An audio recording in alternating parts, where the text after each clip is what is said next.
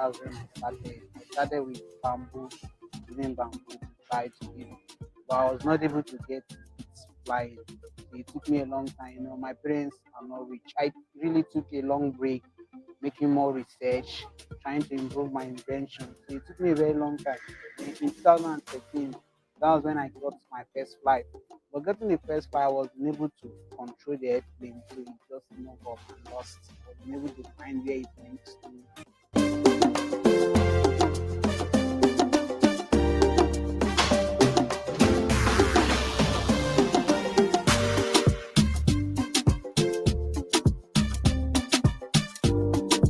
I do a lot of research from textbook, internet, like from my physics textbook. My physics was like teaching something, and he was talking about third law of motion. Yes, it's opposite and equal reactions.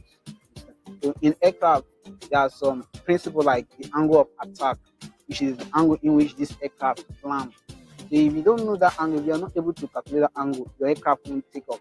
You hear someone saying, wow, this is a toy. Actually, from you perspective, from many people, they think it's a toy. But building an aircraft is not a toy. But there are a lot of calculation. You need to calculate the angle of attack. You need to calculate the wingspan, the fuselage length. Because if you look at that aircraft I flew, you see the wings is more longer than the fuselage. Now, those are based on the calculations I made. I did not just carry this wood and build it. Rejoice is the second child of a family of 6 and an SS3 student of the state-owned Kayama Grammar School. His scientific prowess and ability to manufacture these drones have made him a celebrity in his community, as residents are in awe of how far he's come.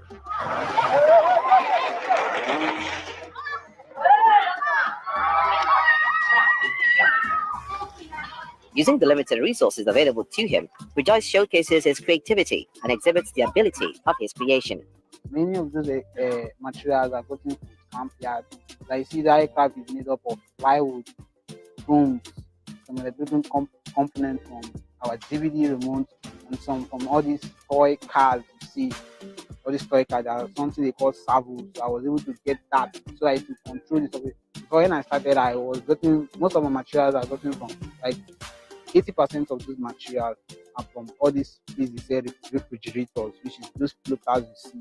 You look at it, 80% of it are floaters to make it light. In the plywood, I bought some plywood to make it more to enforce it. So I was trying my best, trying to make it in a way, okay, even if it's flying, I should be able to control it. So I now started creating some things, which is using wire as a control surface to interlake with my airplane. Then the airplane will be going, we'll try to be controlling it here. We are not perfect. We'll be going on before you know the wire will just cut. We lost the plane again. That was when I took a long break in 2015. That was when I was able to come up with an idea of making it wireless. When I started with it, I was like successful, but it will get to a range, a very short distance. The signal will just cut off and I'll just crash it. Then in 2017, that was when I really got the wireless system, how to make it in a distance. Now the aircraft now has a distance compared to your eye. Anywhere your eye can see it, that is where you can go. So if I'm able to see from here to my state capital, you should be able to go there for me.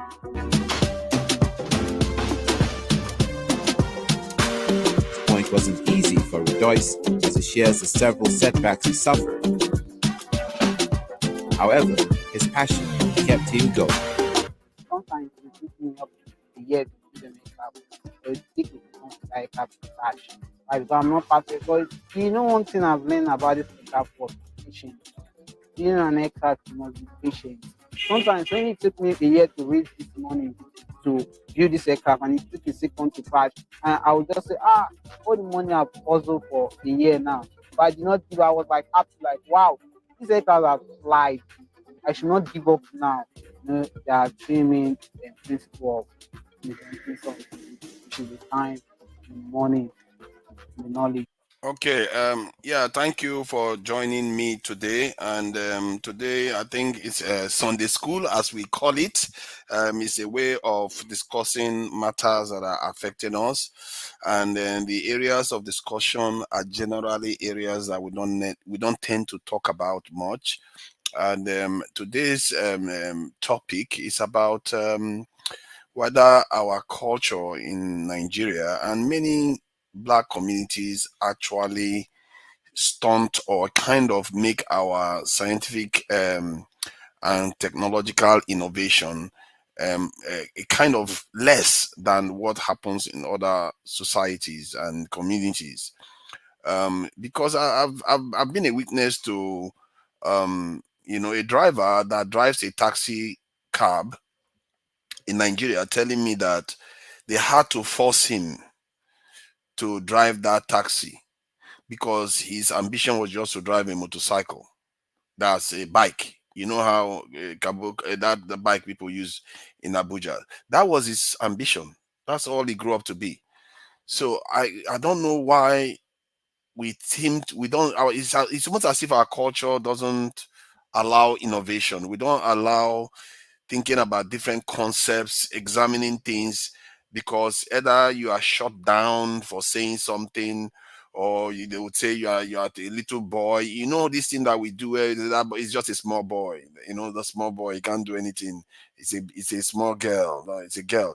Somebody is trying to break new ground, and you have this thing where people just come after you, and how many times have people said something just by sharing their opinion, and people pile on them and try to shut them up. And one of the things they tend to use is education and all that stuff, because this person has got degrees and all the rest. They try to shut you up. So, and I begin to wonder whether that is affecting our ability to innovate. Because if whenever you share new ideas, you get attacked, and you don't even have people that have gone through those things that say, "Why are you attacking him? You know, it's just an idea. You don't go after him like that, or it's just an opinion." You don't get enough of it, and maybe that is what is going on. This is why you don't see a lot of innovation in the context of Nigeria. And there is also the culture of corruption too, whereby instead of doing things or supporting people, like there are funds. The government will say, "Oh, we have money for people that want to do manufacturing, business, and all the rest." But do they get it? This young man is saying that he took 1 year for him to save up money to be able to build that small aircraft. Do they get it? Because I know Nigeria spends about 1 point something billion dollars on research, they said. So 1 point something billion dollars is not a lot, it's not a little amount of money. But do you see that innovation in Nigeria so far? Except it's the one that they used to build the naval ship and the vehicles that they are building. But 1 point something billion dollars every year for 10 years is $10 billion. Have we seen $10 billion of innovation in Nigeria? $10 billion, not 10 million, 10 billion. So it's something that we really need to talk about to find out why this is the case, because you can search and see so many young people in Nigeria trying to do things to,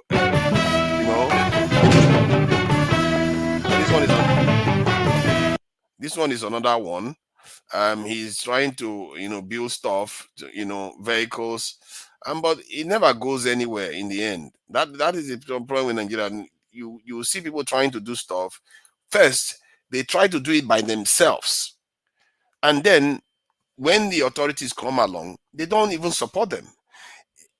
I've had cases where the people talk about Nigerian government supporting Nigerian businesses after the Nigerian businesses have managed to make their way around the world, after they've gone overseas and they've sold goods to foreigners, before the Nigerian government would even take them seriously, like as if. So if it takes that much time for the Nigerian, and that kind of situation, for the Nigerian government to even notice somebody that is innovating within the country, what are the chances that they will even support them inside the country? And the thing about innovation, why this is important, is innovation is the key. No matter what you do in this world, innovation is the key. If you can't innovate, if your society doesn't allow innovation, your society is dying from the inside. Because the societies that are innovating, they will seem like they're performing miracles, and they will come and take everything else you've got. That is how we were when the Igbo came first. They came with their guns, they came with their ships, because we don't have those things. Somebody built it for them. Somebody allowed that room for them to innovate.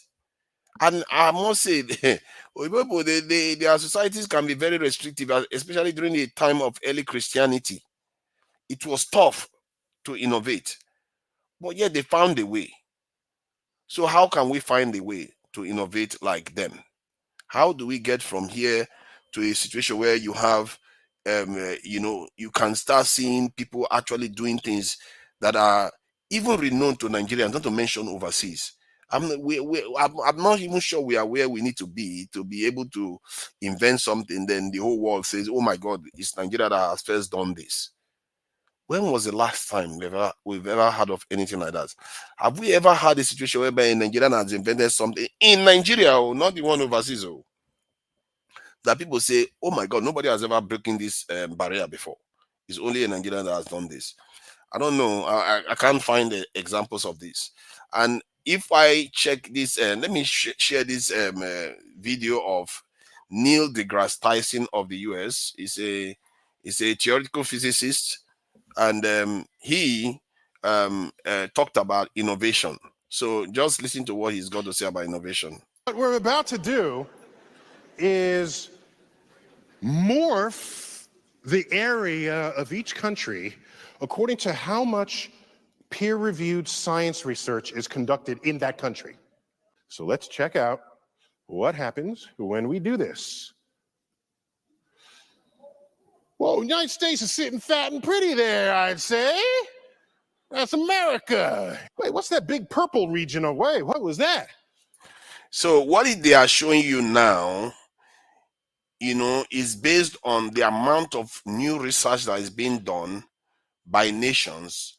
And the more research you do, the larger you are on the map. Do you see Africa there on the map? Does anyone see Africa there? Okay, you can search, but I can tell you that I'm not talking about Nigeria. I'm talking about the entire African continent. Okay, let's continue. What's that purple? What country is that? Japan, kicking major science butt on the map right there. One of the great tragedies is Africa shrinking to nothing in area on this chart compared with the area it actually occupies in the world. That is a modern day tragedy right there. So what we're about to do is morph the area of each country according to how much peer-reviewed science research is conducted in that country. So let's check out what happens when we do this. Well, the United States is sitting fat and pretty there, I'd say. That's America. Wait, what's that big purple region away? What was that? What's that purple? What country is that? Japan, kicking major science butt on the map right there. One of the great tragedies is Africa shrinking to nothing. You heard it. Africa, the entire Africa, not Nigeria. The entire Africa is shrinking to nothing. One country, Japan, does more research, far more research and innovation than the entire African continent put together. That's Africa is like we shrink to nothing. On almost everything, we are behind. JD, thank you for joining me. You said our own languages that may take increasing of our lexicons. I don't know what you mean.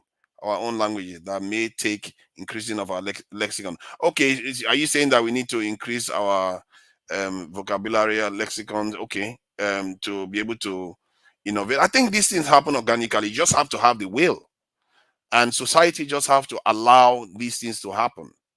And that is how you get a situation where you have innovation. You start seeing innovation happen. For so far, what I've seen is, from my experience on the ground in Nigeria, you hardly see innovation. The only area that you will see the government sometimes encourage people is like agriculture. Like if you want to go into fish farming, or like catfish farming, maybe chicken or something like that, you might be able to get funding to get into that now and again. But in every other area, it's so tight. I don't even know who the people they give this. It's almost as if when they allocate funds for these things, they give it to the people that they are already connected to. And those people don't do anything with it. They take the money, maybe some of them are already overseas. They take the money and you don't see anything happening on the ground in Nigeria. If you go to Lagos now and you ask those people in Lagos that are into fintech and doing all those things, you ask them how many of them get funding from federal government. Very, very few. Most of them are doing it for themselves. And most of them are fighting and working their way through the system. They are going out there. They are working for people overseas. They are trying to earn money in Nigeria too at the same time. Many of them, that's all they have to do. It's like the state itself don't encourage it. All our pastors that we go and give money every Sunday, how many of them have ever sponsored any innovation? What are they doing with all that money they are being given every Sunday? It's just to build bigger and bigger churches and buying private jets. They know nothing about innovation at all. 200 million people. If you channel those people into innovation, it will be blinding. Nigeria will be coming out with all kinds of things. The only area you can say Nigeria has innovated is in this Afro beats, isn't it? So yeah, Afro beats, Nollywood, and those are the only things they tend to. That you tend to see our people show up. If you go to America, it's the same pattern. It's really strange because, like, in America now, the Black Americans, what do you know them for? Sports. What do you know them for? Music. What do you know them for? Movies. Is that all we are good for in this world? Where are we in the major technological innovation? Have you ever seen a black man? I'm saying this this is not flippant, not to mention Nigerian. A black quantum physicist, a black quantum physics engineer that is doing research in quantum technology. How many of them do you see out there? I'm not even talking only Nigeria. So we are talking about over 1.2 billion people around the world. How many of them do you see that are black? Not to mention Nigeria. Is there something that is making us, so we don't look into these areas? Is there something that is pushing us, nudging us? No, go to music, go to running. Those are the only areas you're allowed to do. Is there something nudging us? Because in Nigeria is quite innovative compared to most African countries. Nigeria, Kenya, you see a little bit in the this in South Africa, but we don't, compared to other parts of the world, we not even close. Look at you've seen the map. You can see the map. Let me point it to you. Let me show you where Africa is on that map. That's Africa here. And this small dot you see here is because of South Africa. And that is because of the white people in South Africa doing research there. That small dot, that is the entire Africa disappeared into nothing. This is Japan. This one is Japan. Look at Japan. Small country that you can barely see on the map, but look at it on the map in terms of innovation. That is the situation we are in. Brazil here is making impact. Even Brazil is showing up a bit more. Nigeria, where's Nigeria? Nigeria is not even, it's like a dot. It's like we don't even exist. And these things, it is a kind of predictor of your future. If you go back in time and you check the people that are controlling the world today, they are the ones that are showing up in these big areas. You can't be in charge. You can't emerge if you're like this. You can't. These are the things that we need to be watching out for. Let me see, Jay, we use our brains to help foreign projects, but not our own. I think there is a strong element of that. And the thing is, the helping that we give to foreign projects, we don't even do it at the highest levels. Like, you go online now, you search top tech CEOs in the world. You don't see black people there. You don't see them there. You will see all kinds, in short, every other group you see find them there. Well, so even that area, it's almost as if when we go in there to serve too. And this leads to the point of this live today, to find out what is it within our culture that is stopping us from innovating. Is it that there's something about our respect for elders, respect for authority? Is it that we frown at those that invent things? I don't think we frown at those people that invent things, but it's funny, but we don't support them though. I've hardly seen any one situation Nigerians have come together and funded any innovative project and say, you know what, we're going to donate to this man. We trust what he's doing. We are going to put money together to support him. I don't think I've ever seen that. We can put money together when somebody has an accident, when they sack them for a job, or something happens to them, their boyfriend did something to them, or all kinds of different things. We can put money together for those things, but we don't tend to put money together for innovation. Even if we like it, that one I will grant to Nigerians. When Nigerians see fellow Nigerians working hard to innovate, they will say, "Oh, well done, good work," and all that. But that is where it ends. That is where it ends. How do we get it past that? So that when we, just like we put money in the church, we are paying tithe, we are paying Thanksgiving every Sunday. Sometimes we go on Wednesday, and then there's another revival service. Just as we do those things, we put this one too for innovation. Because without innovation, all those prayers it's going to be for naught. It's not going. Those prayers are not going to save you. God has already given you the solution. Let me just play a quick video again. Just this one, and it's not going to be long. I'm just going to stop it very quickly.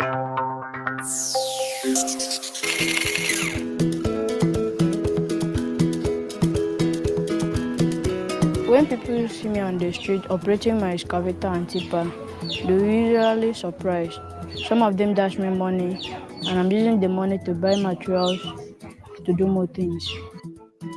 My name is Hope Emmanuel Frank, and I am 15 years old. I started in construction 3 years ago. The time I saw the excavator, I was just thinking of, oh, let me just try this. And I knew I tried it many times and I still failed. I did the skeleton part and the flesh, but it was not all that enough, like how to move on my problem.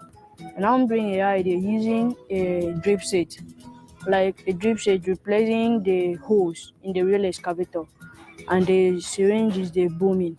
For the tipper remote, I used a changeover switch for the forward and backward drive. I use condensed laptop batteries as my source of power in the tipper. In the future, I want to be one of the world's greatest inventors. My next project will be So I think you're asking what this is about. I think if you read the topic, you will see what it's about is does the Nigerian culture inhibit or stunt scientific and technological innovation? So is there something within our culture that is against technological innovation? Maybe it's not only Nigeria, maybe it's the entire African continent. Because if you look at Nigeria is even more innovative than Benin Republic or Ghana or this in what is it, Uganda or Kenya. Okay, Kenya they did try with M-Pesa, but those are just software based innovations. You don't see some deep innovative approach in our this thing, the way we support new ideas in our country. Yeah, welcome. Thank you for joining me, Eagle Air. So this thing has been troubling me to an extent. I've been wondering why we don't see high level research within Nigeria, like some serious research, because Nigerian government spends 1 point something billion doing these things. They said they spend 1 point something billion dollars. So this is not naira, dollars. That's a lot of money for R&D. Even if you just put it on one thing each year, it should yield results. If it's just on drone technology, you should see some big results. If it's just on pharmaceutical, you should see some big results. Why is Nigeria not creating vaccines? Or do we create vaccines that I don't know about? Maybe I'm mistaken. I just want to state that because I'm not sure we don't make vaccine. So the flagship, what do you think is going on here? Do you think there is something within our culture that may be causing the reasons why we don't have scientific innovation and especially also in technology? Or do you think that it's just funding issues? Thank you for joining us, Eagle. Can you hear me? Yeah, I'm hearing you clearly. I'm hearing you clearly. Yeah, let me see. Rokoya, how much research have you done on the budget allocated to R&D by other African countries? I've not done for the other African countries. Something tells me that it's going to be very small. African countries are, from what I've seen, what they do with their security, they tend to not spend money on areas that are vital to the future of their people for some strange reason.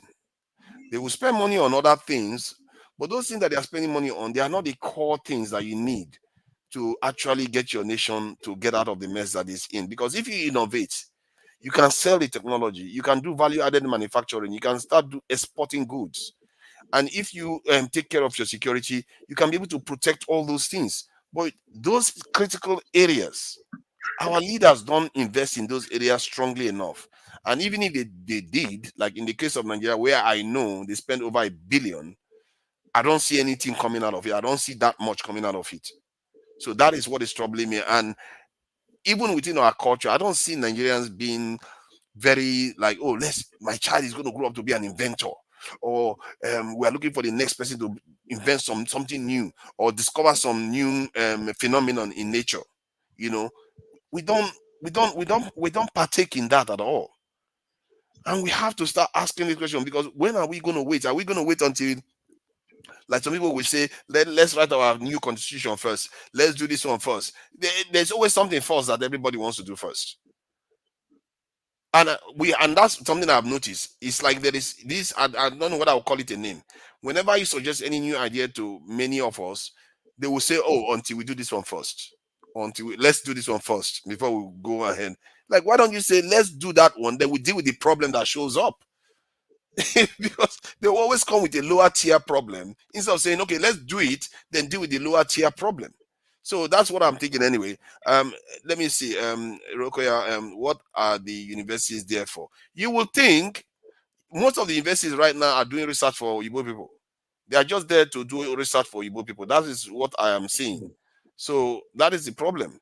And Nigeria has been inventing with his mouth. Okay. you see our people. He just came and started yapping me already. So this question is something that is more important than maybe even I thought at first. When the more I think about it, technology is at the heart of things, and you can see what that video was showing. It on this video, we are nowhere to be seen. And if you go in the longer version of this video, he will tell you that the people that are the ones doing those things are the ones that are going to chart the future, just like they did in the past. And we still haven't even gotten these things going. Chim, welcome and thank you for joining me. And Eagle, how do we fix this thing? Because this is our future. So Eagle, please. Yeah, what I'm trying to say is that have you seen somebody that is blind leading somebody that is seeing road? It's not possible. No. Now, in Nigeria, our leaders or political class, they are very blind. That's why they refuse to see the future. And those people that have the road to move forward, because of their own blindness, they will make them to be blind also. For instance, when Innocent wanted to start this production of a vehicle, you know what he passed through? Even which bank, is this Savannah Bank or which bank? They wanted to frustrate him. Even federal government Nigeria wanted to frustrate him because he know what he wants, he know where he's going. He prevailed over them. That's how Innocent started up to tomorrow. Ali Nonyema, you saw what Ali Nonyema was saying. Even people in aviation industry were fighting Ali Nonyema so that aviation, that dream, that passion that they have to make a difference in Nigeria is dead. But because of the kind of person he has, because of braveness he has, because he has the finances, he's able to triumph. Then Dangote, see what Dangote is passing through right now. They're trying to do what? To frustrate Dangote. That is Nigeria for you. I used to say Nigeria is a dream killer. is a destiny killer. That is how Nigeria is. Now, for this, I want you to understand this thing now. Do you know that if we have a knowledge and bring that innovation knowledge that let's go through this thing and produce this thing, your brother, your own biological brother or your relative will be the one to discourage you first. Before an outsider come, they really want to fight you first because they have looked the future and know what they're going to become in the future. Because of witches and wizards in their hearts, because of the idol in their heart, they don't want you to be bigger than them. They look for a way to bring you down. That's the problem of Africa.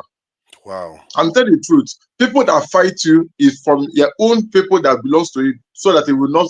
For instance, now as you open this program now, that you have your own channel now.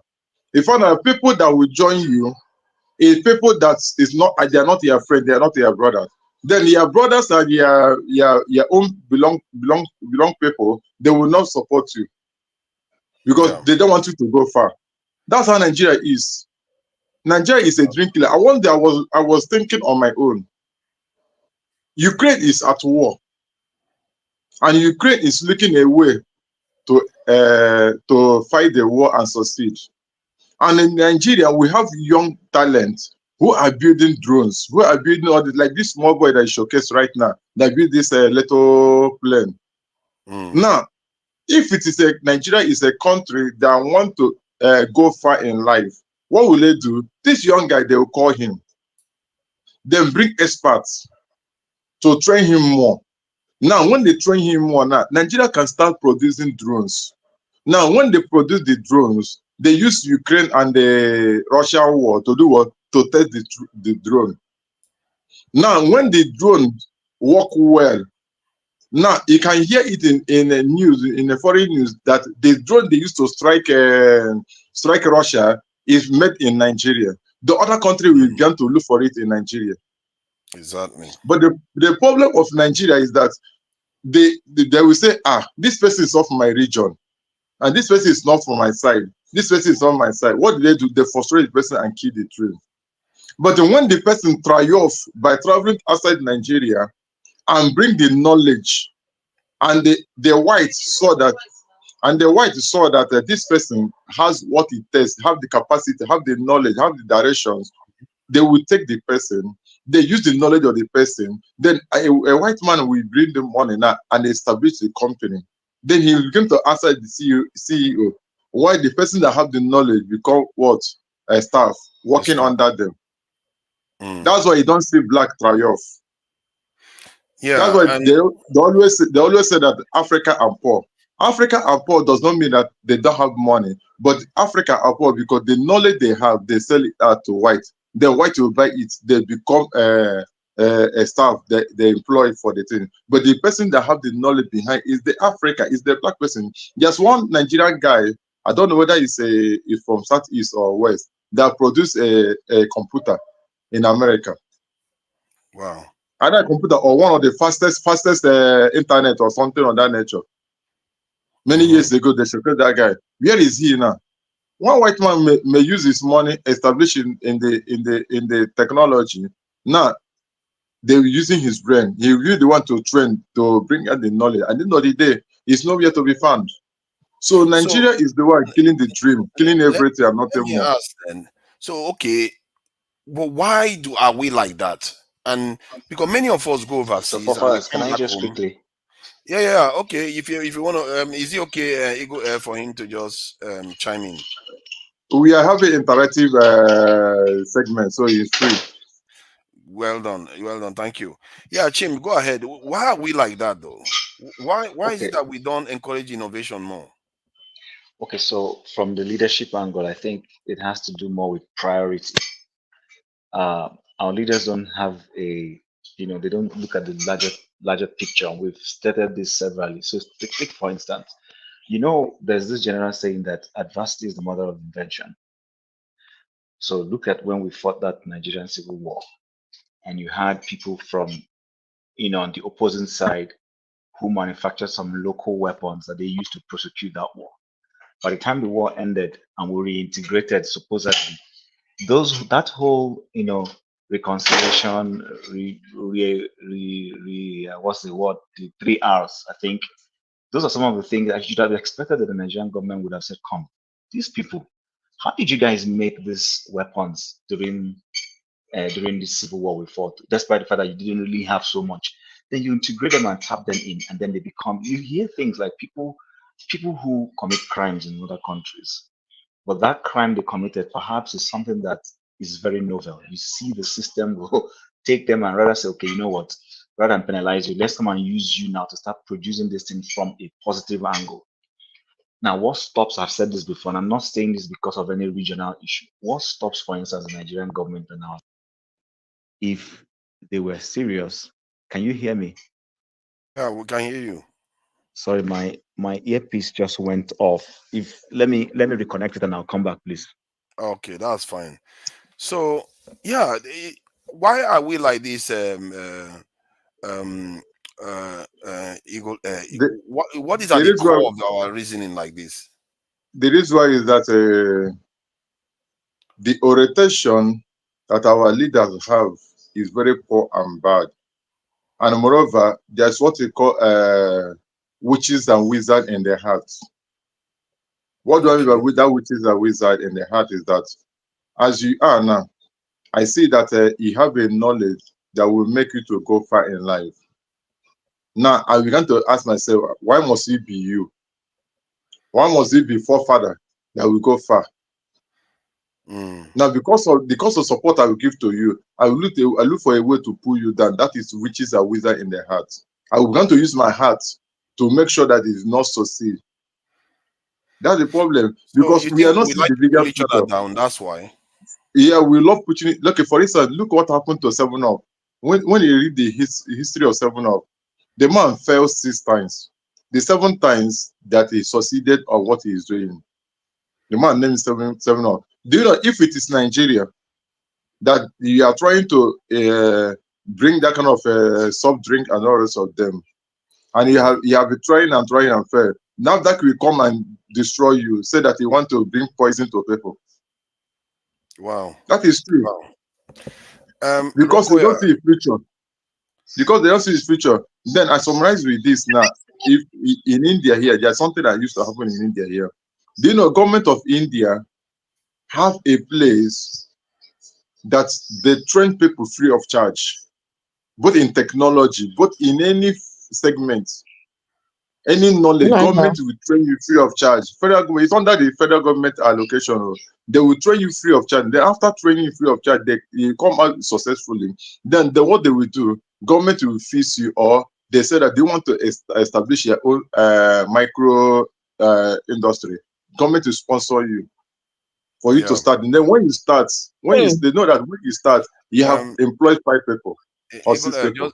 just hold on. I think Rokoya is from. I think you're Ghana now. I am Rokoya, from Ghana. Can I speak? yeah. If you can, I don't know if you can get in the camera because there's a rule on this because we are Oh streaming to dear, multiple. I'm laid. Yeah. Can I'm I so. can I Can I quickly just show finish my and then face and then I'll take it because I'm laid down, and I'm sorry. This is my first time calling, and I'm calling because of new to Nigeria. So can you just permit me just for today? Next time I'll know the rules, so I will come on ready to talk. I'm a mess, and ladies, we have to adore ourselves Yeah. looking great. I So agree. just I permit think me. I agree with that. After all, the ladies Okay. they do that. Yeah, thank you. Yeah, Yeah, thank I you for didn't joining realize us. that was the course, and I mean because I've interacted with you elsewhere, I thought you may give me that pass. So next time I'll come ready. Hi everyone, my name is obviously Rokoya. I'm from Ghana, but you can very well call me a West African because I've lived in Nigeria, in Ibadan. I live in Togo. I have a real understanding and love for our African brotherhood. So I wanted to jump in and address this a little bit. And to Naja, I recently moved back from the US back to Ghana about a year and a half, 2 years ago. And it's interesting because I'm actually I've set up a medical device company because while I was in the US, I was in the Silicon Valley, I was working with a lot of biotechs and things. And I thought there's a lot of good ideas and good products that just don't make it. Some of it are very benign. And the product that I'm working with and doing research promoting here in Ghana, and we're going to promote it all over, including Nigeria, is a plant-based technology, which this is pure cotton that has gone through a transformation. And this thing can be used to do a lot of good in terms of trauma healing. Accidents, look at all these Okada accidents and things that happen. People are dying from rural areas, and you apply this product, 2 seconds, the bleeding is stopped. And the good thing is the product is body absorbable, so it will be absorbed in your body and will disappear. So, but I wanted to share something with you which ties into what we're saying about the lack of funding for research. There's a lot of research. I mean, now that I came and I started working with academia and stuff, our people are very brilliant. I mean, I'm telling you, the things that people are making, that students are coming from Canada, they come here under pretense of doing exchange programs, and we allow them to come into our universities to exchange ideas. And then they take the ideas that are conceptualized, not even by university graduates. These are nurses in the field. These are people working in restaurants. They come up with brilliant ideas, but there is a lack of understanding amongst our people. The value of innovation goes beyond, this really goes beyond even government and policy. It is that within our education system itself, the way we are programmed by Eurocentric type education, very little effort is given to the person trying to break through something. And so what happens is you may start an idea and it's treated like a hobby rather than serious research, you know. And so when the concepts are developed and you don't have the support even within your academic environment to push this and push it and push it, what happens is the ideas just die, or they become, something in the archives. But for you to turn it around to understand, like I was saying in my commentary, the research must come from academia, but somehow the bridge must be built from academia into private and maybe public-private partnerships, where there are actual institutions that go to these universities and schools looking purposely for things like this, looking for who is that child or person who has brought something out, and you do it through all kinds of programs. Sometimes it's competitions, which I see recently because of social media. We are seeing these competitions that African students are going into, and they are coming up and they are being first and all that. But guess who goes after them? I don't want to take over this conversation too much, but I wanted to give you one other example where a Ghanaian company, and I know many Nigerians who are similar in the Silicon Valley where I lived before coming up. This Ghanaian company created a program that Google is using right now, to improve the searching capability of their engine. But guess what? They found these young boys, three of them, and paid them $5 million, bought the technology for them, sponsored them, brought them all to the US, and now they've been absorbed into that system. But then when we are using these technologies, we are thinking this is coming out of America, or it's coming out of China. But it is coming out of African minds. Do you know how many Nigerians I know in San Jose who are brilliant? They are writing code. Ghanaians who are writing the codes that we are using for the internet. I mean, we are doing things, but I think what is missing is the value system, where within our own context, these things must mean something. It's like you have gold in the ground. If you don't value, somebody's going to come and tell you something, and you're going to take $5,000 and give them your land for free, which is happening in Ghana. The value systems must change. Our education must be sending out message of, we value your new creative ideas, and no idea is bad. Allow Yeah. people to expand. That I will drop and allow my brothers to speak. Thank you all. Thank you, thank you. I find it hard to disagree with anything really. Yeah, Chim, please go ahead.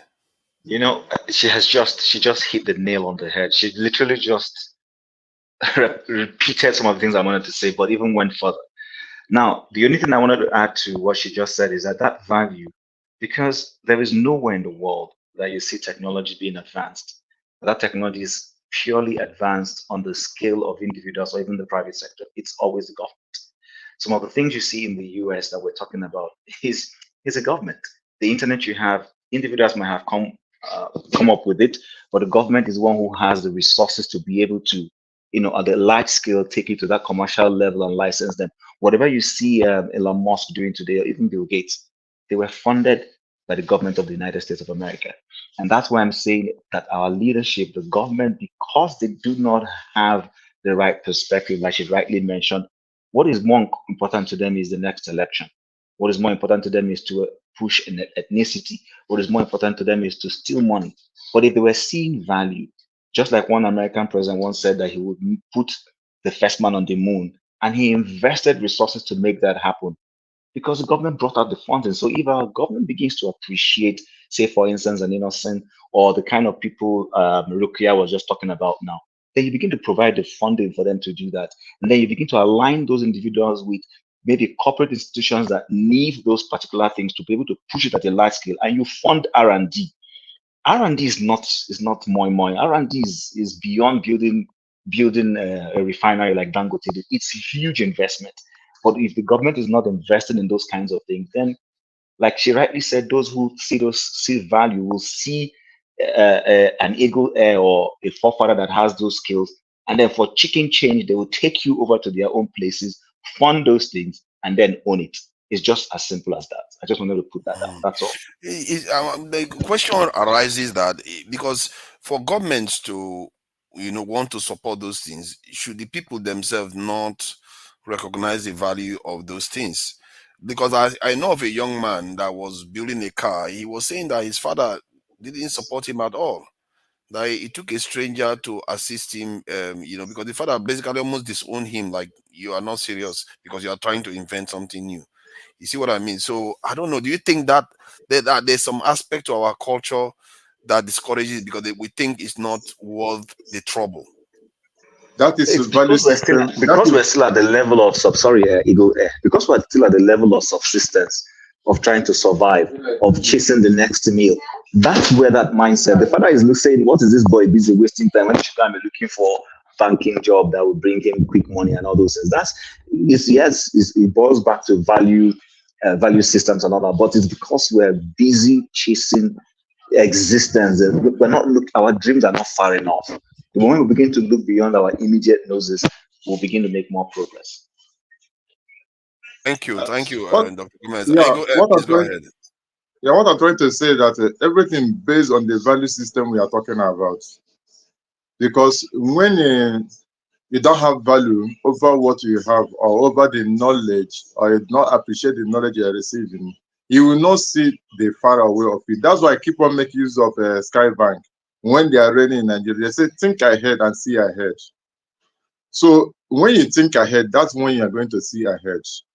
But in a situation of African leaders, they don't think ahead, they don't see ahead, because what they think is about the power, but they don't see the future on how they innovate the system, how it's going to make a difference. Because the duty of government is to create an enabling environment that will cause the citizen to triumph.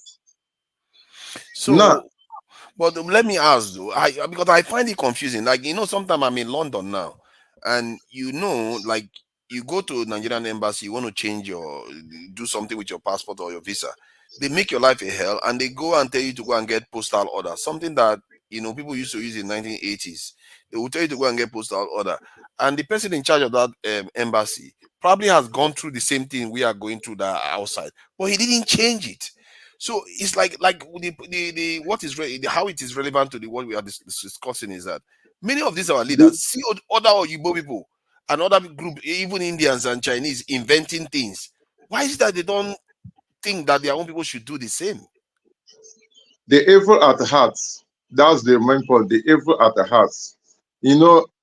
Oyibo people, Westerners, they use the witches and wizards they get to innovate something. While we Africa using our own witches and wizards to bring our people down.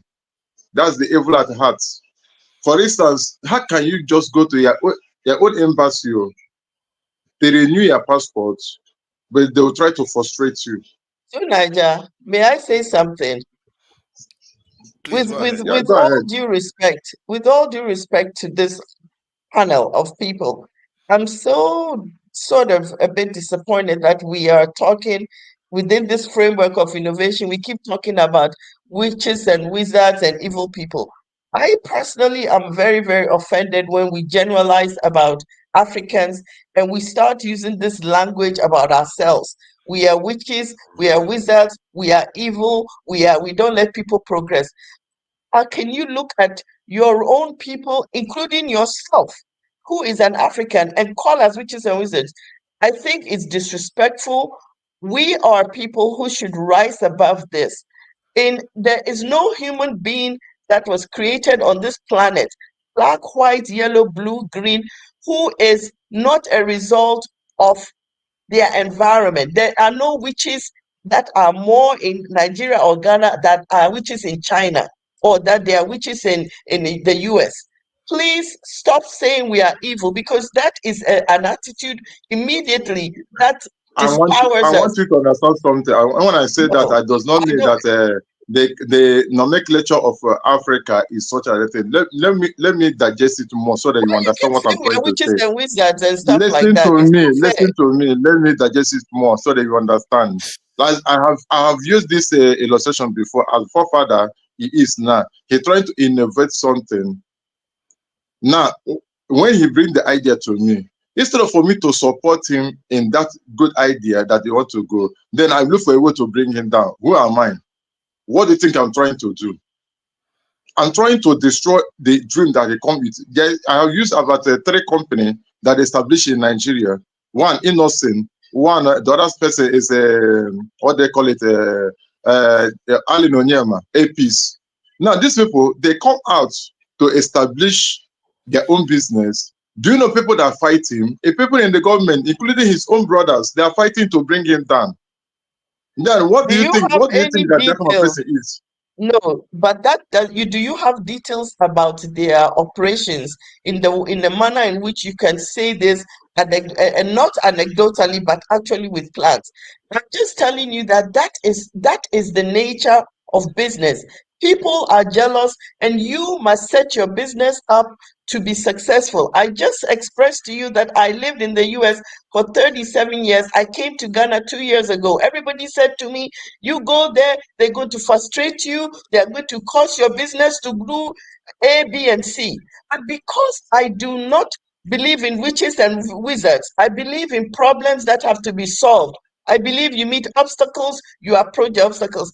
In 2 years, I've been able to create this business to people's surprise. So I'm saying the language you're using itself suggests failure.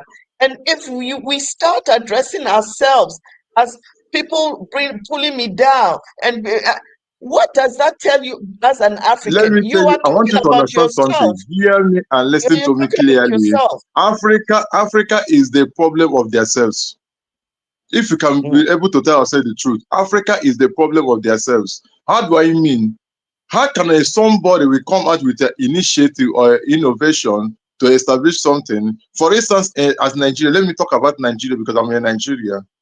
Do you know that if you are a good athlete and you are trying everything possible, do you know Nigeria government will not give you support. But when you travel to Europe and survive and make it, they began to ask you to come. And when you come back, like some of footballers, when they come back, do you know that some footballers that are representing this nation, when they come, if you come back without a kit, government will not give you a kit.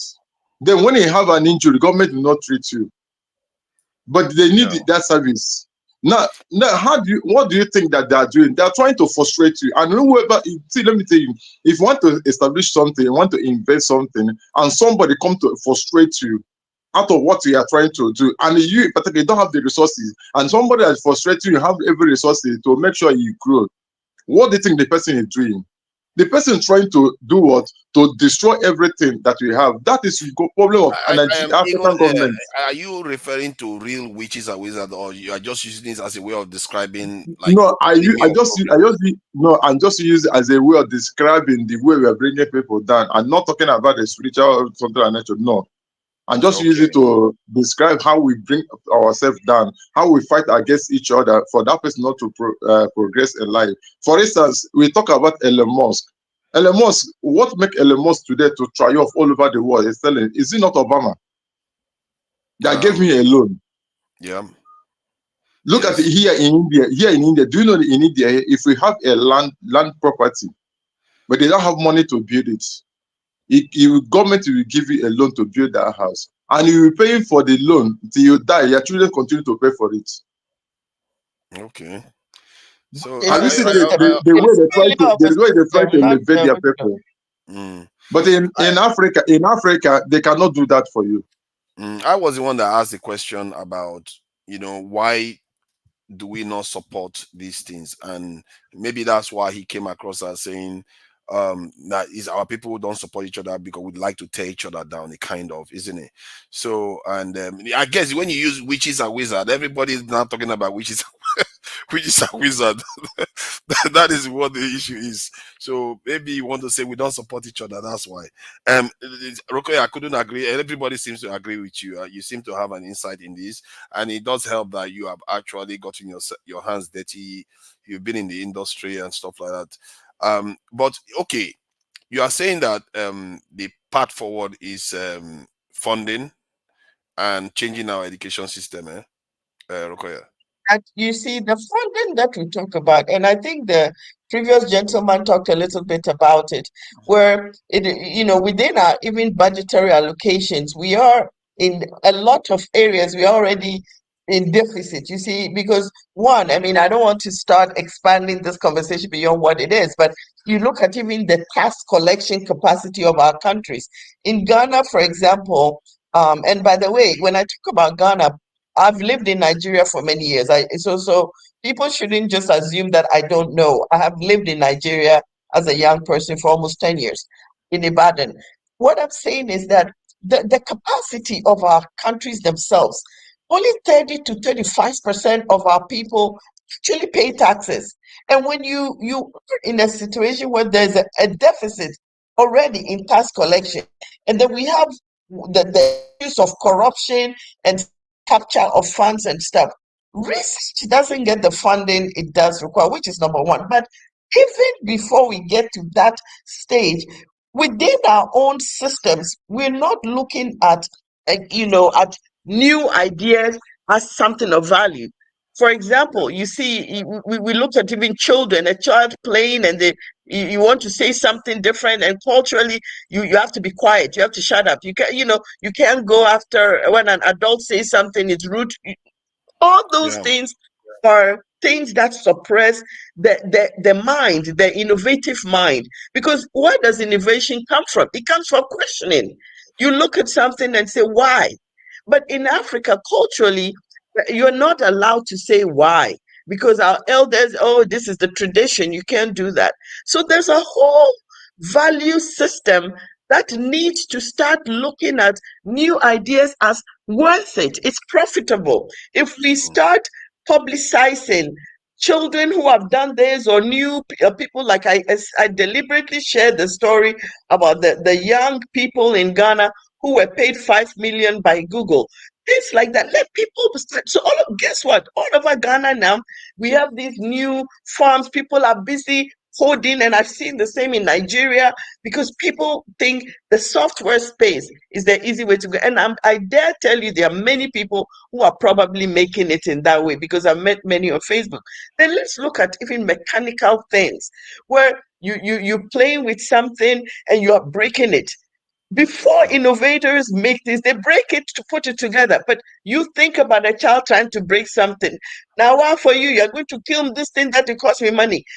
So I do think that within our basic education, this must happen to change it. For example, I know in the US, right from when kids are young, when they started pushing STEM, right? STEM was something that became even 6-year-old children, kindergarten, go to science fairs. And even if it's just as basic as how does a bean grow in the ground, the parents will support them. So everybody is thinking, how do I understand something? How do I make this thing different, because at the school level, even though these are basic things that kids are doing, you are firing them up for their minds to think differently. These are some of the things that I think policy wise can go into our education systems where we promote these things. It isn't that the government must be up there and creating these research things only. It must be part of the ecosystem of our people, so that now the government is failing budgetary wise, private person sees money to be made in this thing, they will fund it. Because we essentially as Africa, we are capitalists in what we think. We think about profit. We do claim to be communal in our societies, but our behavior is really conflicts that. We look at rich people, we want to be like them, and we don't care how they made the money. So we do have these inherent behaviors for capital acquisition. So why don't we develop the system deliberately to allow for these things to happen? And my first thing would be education. We need to look at how does government design education where innovation is started young. Thank you. Thank you. Yeah, eccentricas, is there something that, like our respect for authority, like we don't Yeah. want to question somebody's knowledge. Like if somebody says, "Oh, I'm a writer or anything," and then they will just come and tell you something, and they will not. Are not allowed to question whatever they say. If you dare to question whatever they say, they will tell you, "Oh, shut up! Who do you think you are?" There is this hostile environment. I've noticed it for sure. You are not allowed to question anything, and when you question, everybody comes after you. Who are you to question somebody of authority? So what do you think? Is that part of this stifling of innovation? Because if your ideas are solid and you're highly educated and all, you should be able to answer any question. That's the point, isn't it? So I don't Yeah. know. So What do you think? so the problem is there is no emphasis on the sciences, right? I think there should be balance in Africa right now. Especially like in Nigeria, for instance. There's a proliferation of religion and churches, right? And most of the parents are not quite educated, in the area of sciences, right? So I'm gonna give an instance here. So my son, when he was little, he was afraid of bees, right? And I used that as an opportunity to teach him like what bees do, and it went on from there. So I started teaching him about like earth sciences. I told him that, hey, 1/3 of our food is because of this little guys running around in the yard, right? So I explained how that happens, right? So this curiosity is in the children, right? Like he asked me questions about like the stars, like why do the stars, some stars travel like that, and I have to answer that scientifically. So I remember I spoke with my sister. I talked to her about it. She's like, yeah, her son asked her similar questions too. But I'm like, do you answer that like scientifically? Do you do research and answer that question in a way that's like that will make his mind want to research, kind of satisfy his curiosity instead of saying, well, God did that, because that's always the easy cap out for most of the parents. When kids ask, why is the moon up there, why is the tree this or that, we always default to God created that, right?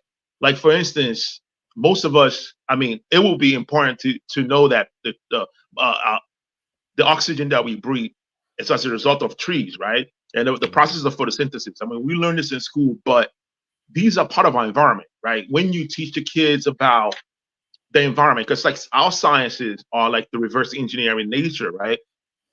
When we can make this a part of our teaching processes, right? We don't have to have big tablets or whatnot. Our environment is enough, has enough stuff to teach our children at the early age. Trees are responsible for the clouds in the sky, and you can talk to them about phytoplanktons and radiolarians, stuff like that. Once you start like my son, he watches videos on astronomy and even tell me about stars I don't even know anything about. Like that, there's a star, 3 light years away, blah blah blah. I'm like, dude, I don't even know anything about this star, right? So, once science is it's a very awesome thing, right? It's like intuitively, we know about science, right? Intuitively, like kids know. That's why they ask questions like, why is this happening this way? Why does the water run that way? You know, all that stuff. Like there are ways we can answer those questions that keep that curiosity going and make them want to learn and study the sciences, right? And I think that's what we need to do in our culture instead of defaulting to the, going to our regular defaults. Oh, God created that. Why is there a moon in the sky? God created that. Why is there trees? God created that. That default is not good enough. It doesn't encourage curiosity and interest in the sciences, right? I Yeah. think that's the role that we could play. We could play as parents. That's our role to play as parents. And of course, for the government, they should invest in researchers in the sciences, of course. Yeah. Let me share one example of governments doing that and look at the result they got just today. I don't know whether anybody know about Elon Musk just tested the I think the largest rocket so far, and they got it landed. Let me just share something and just hear the people that worked on these things. And this is some, when I look at it, it's massive, the kind of stuff that these people are able to pull off. And Nigerians individually cannot even do. Man, let me just play it. 4, 3, 2, 1.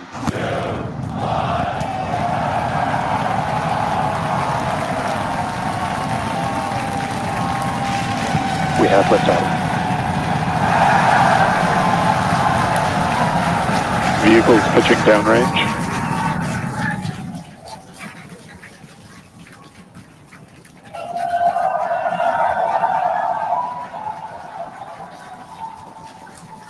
Booster after chamber pressure nominal.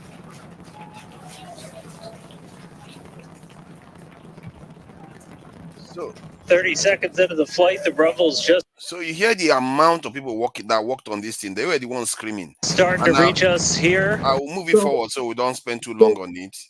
So the people that you hear screaming, right, are not necessarily the only people that worked on that. In order to make those rockets, oh yeah, many companies. Many companies. You talk about like non-destructive testings. They're going to test all the radiuses of the rockets to make sure that there's no cracks in there. People make all the devices that you need to check the cracks and all that stuff. The work that they put into this is just remarkable. And when I saw it, I was thinking how they work. It's like hundreds of people worked on this in scientists, and the government funded Elon Musk. We all know they funded Elon Musk to the tune of billions. The government. Okay, now let me give you a little bit. Let me give you a little bit of history here, right? So the rocket, the technology of rocket, right, came out of World War II from the Germans. The German Nazi scientists, right?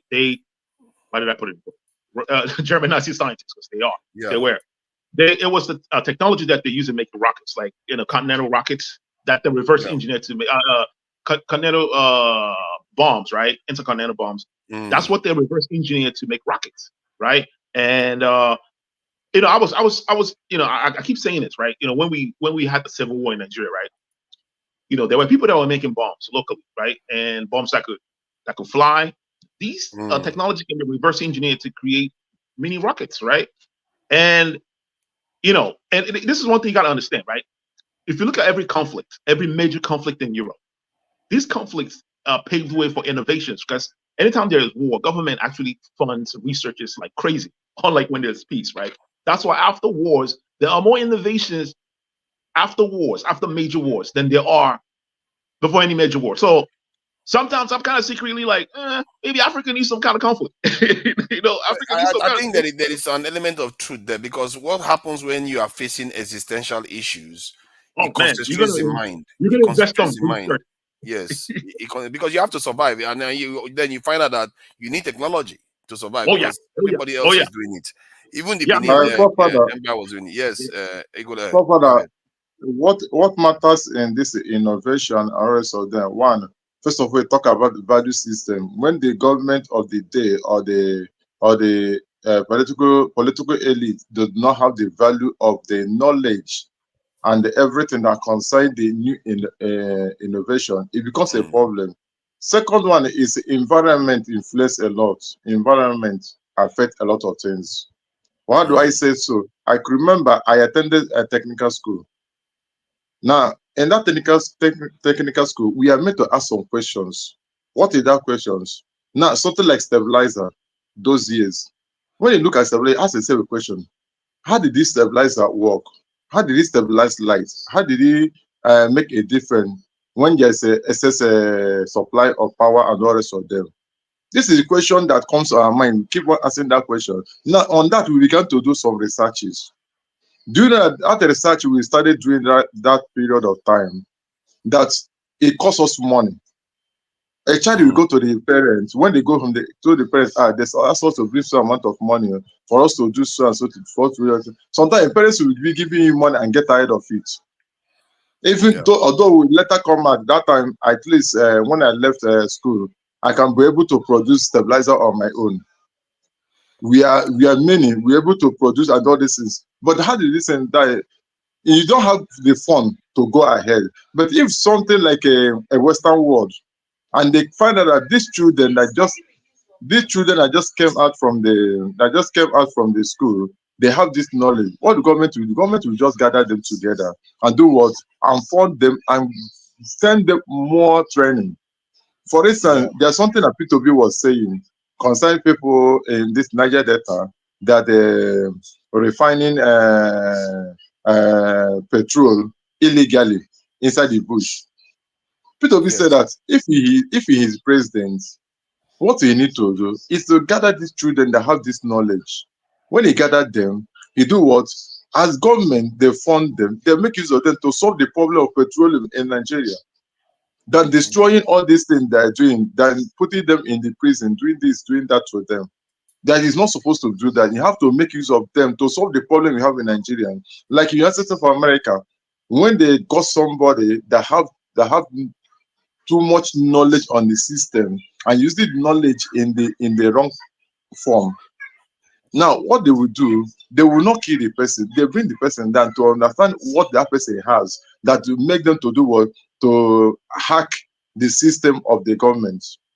Now, when they bring that kind of person, what will they do? They use the person against other people to make sure they establish their economy, do everything. But in Africa, in fact, only EFCC will make sure that they put it in that goom, in fact, where they will die. I understand what you are saying, and we've all seen it happen. Let me just see if I can play this. I think some people need to see how remarkable some of the work these people have done. Years of work.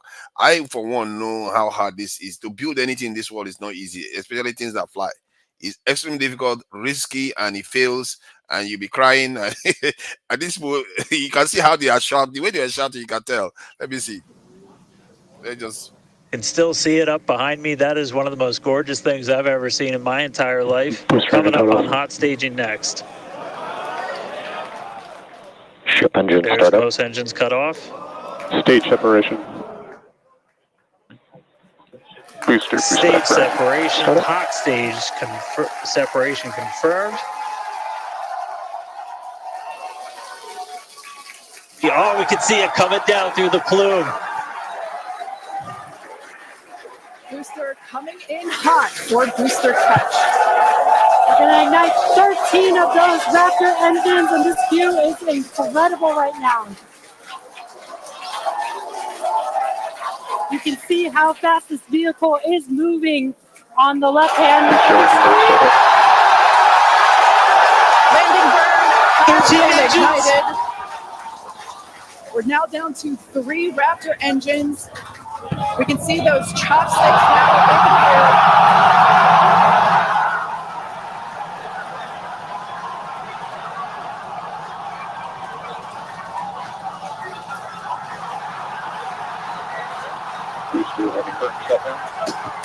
Make a go ahead, pop booster.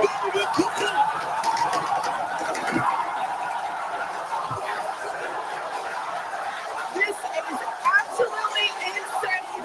On the first ever attempt, we have successfully caught the Super Heavy booster back at the launch tower. What an incredible view! Are you kidding me?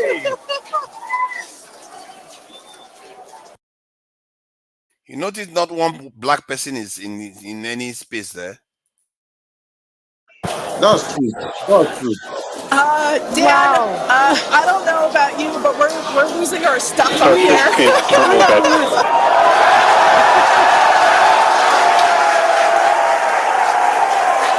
What a cool view of the reflection of that landing burn.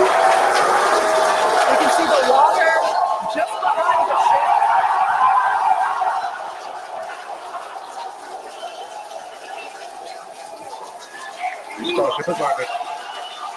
An incredible view. I think it is safe to say we have a ship in the water. Touchdown. That is a Wow. live view from the ocean surface.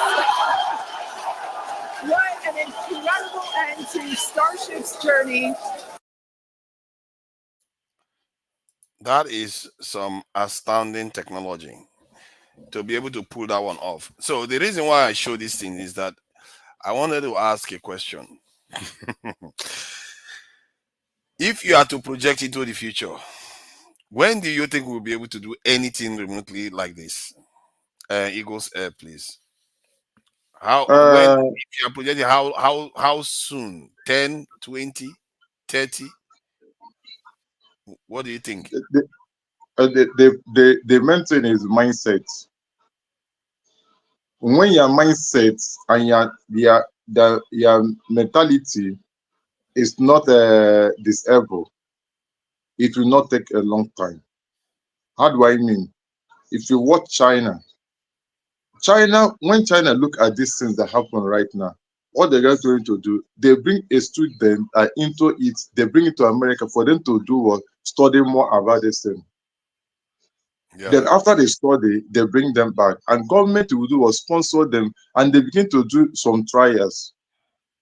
So by the time they make mistake, like if somebody like Thomas Edison, the man that produced bulb, he keep on doing the experiment, keep on making mistakes until at the 99 on to 100 that he'll be able to come out with a bulb. But if it's something like you don't have a good sponsor on your own, and you come out with this knowledge, and you try first one, you do not make it, second one, you don't make it, and along the line, the resources you have is no longer carrying you. What will you do? You look for a way to rest. But when governments come on their own, have it as a project, the main thing that for them to have it as a project on their own. When government sees as a project, I say, okay, this project now, we are going to have vision 2030, vision 2035. And this is the vision that we have 2035, that this country are going to manufacture this country are going to show for this into the world. This is what we have. What are they going to do? They But gather if you are to students. project, what do you see happening based on where we are now and how we are trying to organize ourselves? How far into the future before we can be able to pull anything like this off? When we get the right person in the right place. But if you keep on having the wrong person in the wrong place, there's no way this kind of thing can be projected and make it. That's why I'm asking you now. Let's say we are getting bad people, but sooner or later we're gonna get somebody in the right place. And then if we get that person, how long do you think it might take us to get the right person in the right place, then go on to do something like this in the future? How long do you think it might take from your own estimate? No, it doesn't have to be accurate. How long will it take? How long we change our mentality and get to the knowledge of what we need? Yeah, that's That's what the I'm truth. asking. How long is it going to take us to change our mentality then? Yeah, so hold on. Let me say something on this, right? If you look at the United States of America, right, most of the researches are done through the military, right? Nigeria does not have a military, robust military where researches are carried out. So like I said earlier, the technology for the rockets came from World War II military scientists, right? And we need innovation. I mean, the innovation usually come, like, for instance, the computer, right? Our computer right now the military had computer, right? That was how they were communicating during the Second World War, right? So I think Nigeria needs to find maybe I don't know, maybe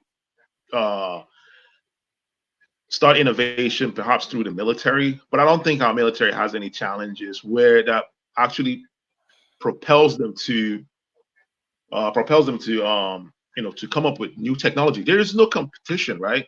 And if you look at United States of America, they were competing with the Soviet Union, and that was a good thing. If you outside of the political it's like consequences, Olympics now. It's like every Olympics. If you go and take part in Yeah, Olympics competition, you compete against your competitors. exactly. But if And you just stay local, you're not going to if no improve. one is competing with you, you know what I mean? Like a country is like countries like people. It's like humans, right? It's like the bigger aspect of human, like a collection of a being, right? Nigeria is imagine Nigeria as a being.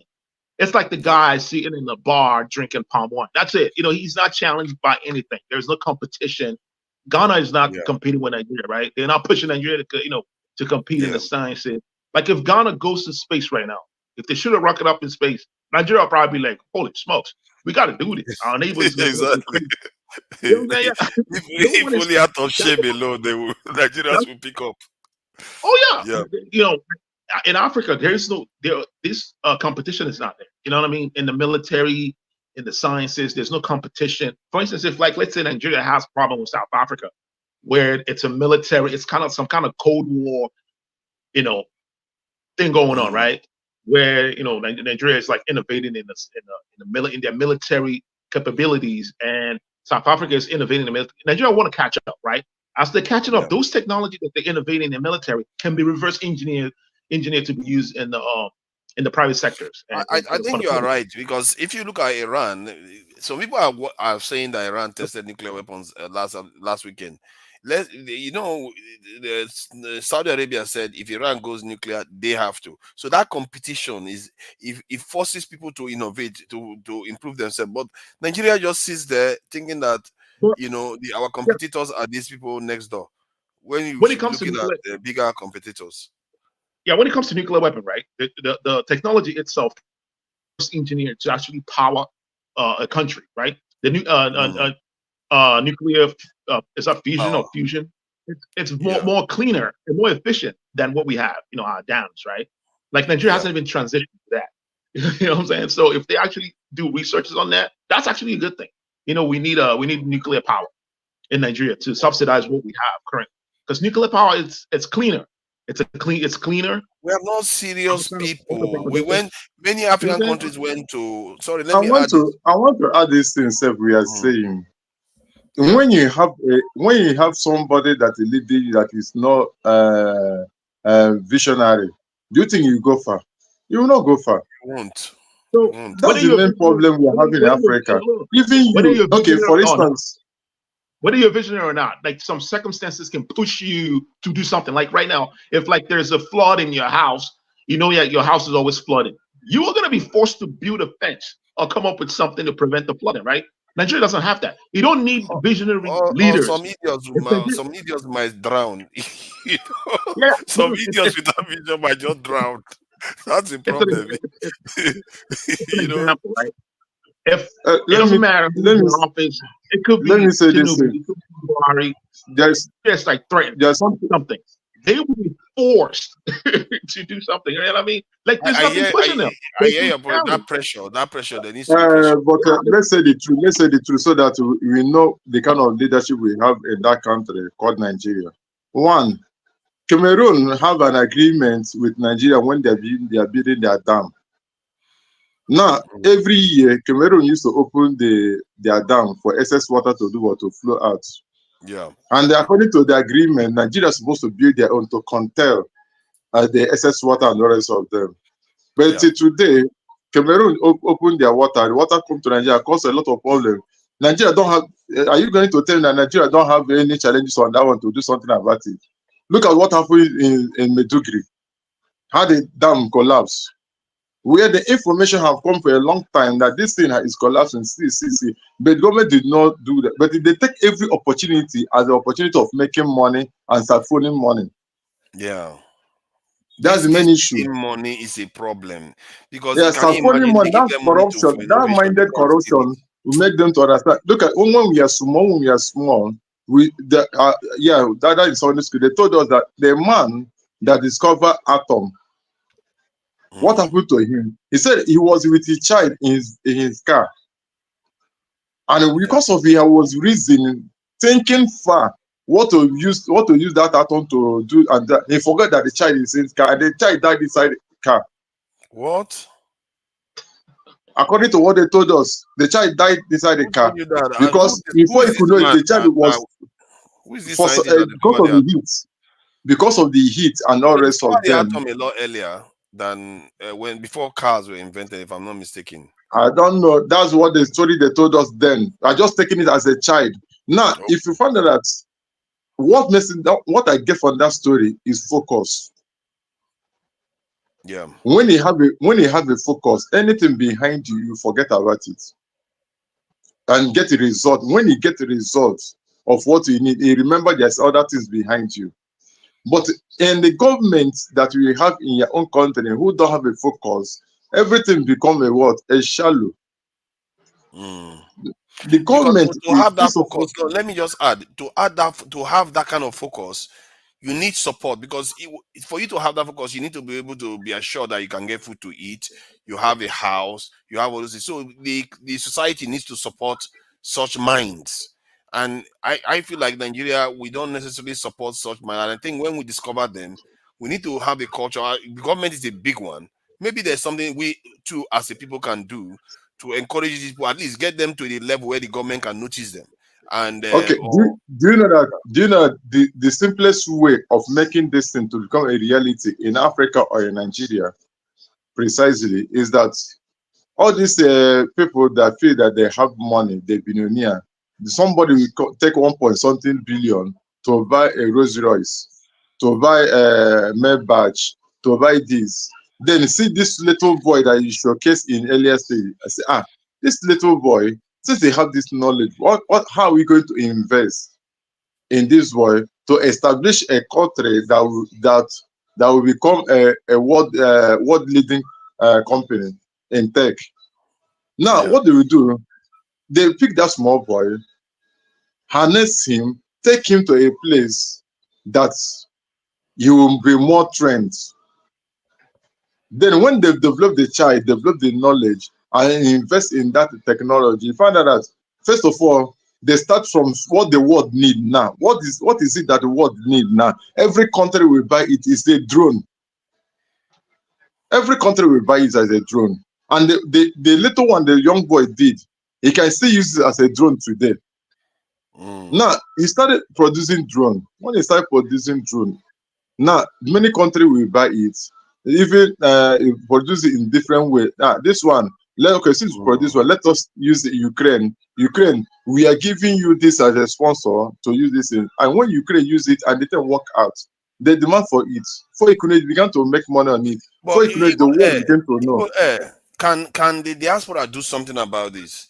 Like, can we get somebody, fund them, or have a competition? I know Eccentric has been talking about something about a competition where we have an award. We say, okay, everybody put your head together, come up with a new idea. We sponsor them, and if we do that, we might be able to help from here. It's not a lot of money in the Nigerian context, even.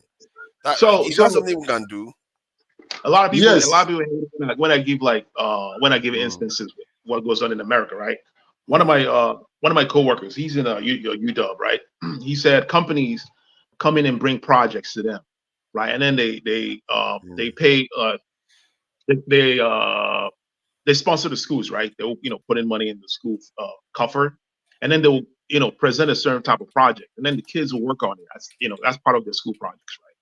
We don't. I don't know if we do that in Nigerian schools, right? Where companies can bring in projects, an idea, you know what I mean, and bring it into schools, and all the science, all the science classes, right? All the students in the science classes will come together and work on those projects and try to see how they can create it and make it manifest it in reality. Government can fund those things, can fund schools to research on like you said, drones.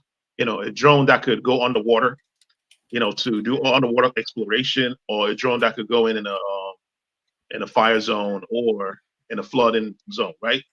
Those researchers can be funded in schools, right? In universities, government can fund it. It's just like they don't feel like they have any need for it because there hasn't been any challenges for Nigeria, right? Like in terms of natural disasters, right, or wars, or any type of challenges that will push them to want to invest in research and innovation. Yeah, that would be good. Nigeria, And I think, Nigeria have a serious challenge. Let's come to this drone of a thing so that we understand what I'm saying. Nigeria have a serious challenge that requires drone. How do I mean? what are the challenges? Now What are the challenges? look at the Boko Haram. Look at this insurgency. Now, since the world have come in a way of technology, now they can build that kind of drone and then insert camera in it. What would they use Well, they that can buy camera? it. Why do they need to make the drone if they can buy it, right? No, not they can buy it. Let me tell yeah, you. because when you make it, Let you me can come. start exporting it and making money from it. Let me come to this level. If government said they don't have any challenge towards it, now you have challenges of insurgents and Boko Haram or all the rest of them. Now you sponsor like this little boy that did this kind of thing. Now you sponsor this little boy plus other things need to be added plus camera the thing we have. Then when the drone go up there, the drone we do was we begin to show you the environment of the bush or the forest where this people are. You'll be able to see where they are. The soldiers will do what we use that view they see to do what to attack the insurgency and all the rest of them. They have the challenge, but the what problem they have is that they don't see far. They don't have the vision. They don't have in fact they don't care Yeah, about the future of the country. What about innovation? What about innovating the technology that's not out there already, right? Something that could benefit the country. Like, is there any challenges in the country that's unique where that requires a unique technology, right? I think that's what would kind of push that kind of innovation, not like making there's definitely challenges in Nigeria that is unique. One of them I've found is we need a way of scaling up education in Nigeria, because there are regions you don't have enough teachers to teach, and there are ways you can't train enough teachers. And if you want to leapfrog, you have to have a way of scaling up education where people can get it almost wherever they are, and some of that. So that's a challenge. Yeah, you can use technology, right, to scale up education. For instance, kids don't necessarily need a teacher in the classroom, right? You can have an automated classrooms, you know what I mean? But you need electricity, right, to run an automated classroom. Okay, let's talk about challenges now. Let's talk about challenges. All these judges. A judge will say that he don't know that this case has been handled with so okay. What they used to call it, they used to get from the judge.